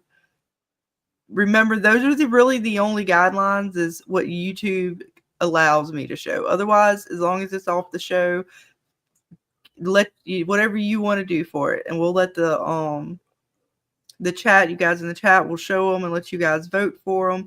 I'll figure out a way to vote to do that. I don't know yet, but we'll figure it out, right? It's all fun. We'll figure out how to do these things. And then, the winner or winners, depending on how many entries we have, will receive one of Dana's mystery prizes. And you never know. Never know what it could be. And I'm just asking for a friend, but yes. Would 2 Canadian mountain frogs having sex be acceptable to YouTube? It's relatable. I don't know. Yellowjackets. I have no idea. That's it. I guess it depends on how it's D&D. depicted. Flag on the play. Flag on the play. I guess it just depends on how it's depicted. Yeah. I wouldn't be drawing that or nothing. So when you submit your entry, James, just make sure you don't show any of the private areas. And I think as long as it looks like they're just hugging, you'll be okay. Man, I wish I could draw. I'd probably draw something like Misty laying in bed with Walter tickling her toes with a feather. Oh, that's it. So if we get a lot of those we'll have to separate them from, we'll call those the meme ones. The funny, the comedy art, and then we'll have, the normal art. I'm fine with that. Okay. Depends on how many entries we have. Otherwise, because I don't know if we want to, because I don't think it's fair to loop that in. I think that deserves its own category. So, because I feel like there will be a lot of trolls, and that's fine. I'll let you guys troll it out and battle out to be the best troll of the fan arts. I'm okay with that. These shows, though, it just opens up so much crap. The frog thing, man, I can just... Look, Vic, we only have Miss Debbie's entries for Severance. So, at this point, she's the only one winning. She's about to claim all the prizes and then some. So, and we're going to give it a little while because I still want to make some stuff to post up on YouTube and everywhere. So that more folks will be a little bit more aware of it. But yeah, we'll get there. You know, like I said, I know for sure Wednesday morning I want to try to do a little gaming stream, and then Friday we'll figure out something that was kind of our Severance. But like I said, we'll see what we can get together for Severance, because I don't mind talking about it again. I know some folks are still catching up on it, so we'll see. Maybe we'll do a call in and let you guys come up and say your piece on Severance. A lot of people were asking about The Last of Us, and since that's like zombie related, that might be something more we do on my channel. So maybe we'll think if James wants to join us for The Last of Us and do some zombie delving, we might tackle that on my channel. Yeah, sounds good. But yeah, guys, that will just about, I think, wrap it up for tonight. Any final thoughts, guys, on the panel? Anything I'm forgetting, Dana? I think I'm more talking to Dana. Like, did I cover any of our notes or anything that we were supposed to talk about? Because I swear I will. By this time, I forget what we were supposed to remember. And we're still working on the D&D stuff. I think we're going to do a launch for the Dungeons and Dragons probably around my birthday. I think we're going to make it, which is Memorial Day. So I think we'll make it a big old D&D birthday bash weekend, and nice. So look out for that. I'm going to be starting to put up stuff in my Discord for the Dungeons and Dragons stuff. And yeah, we got prizes and more shows. And maybe, I think, Scarlett, we were talking about Paradise. We're going to see if maybe we can possibly fit that in, because I know that's another one you guys have been asking us about.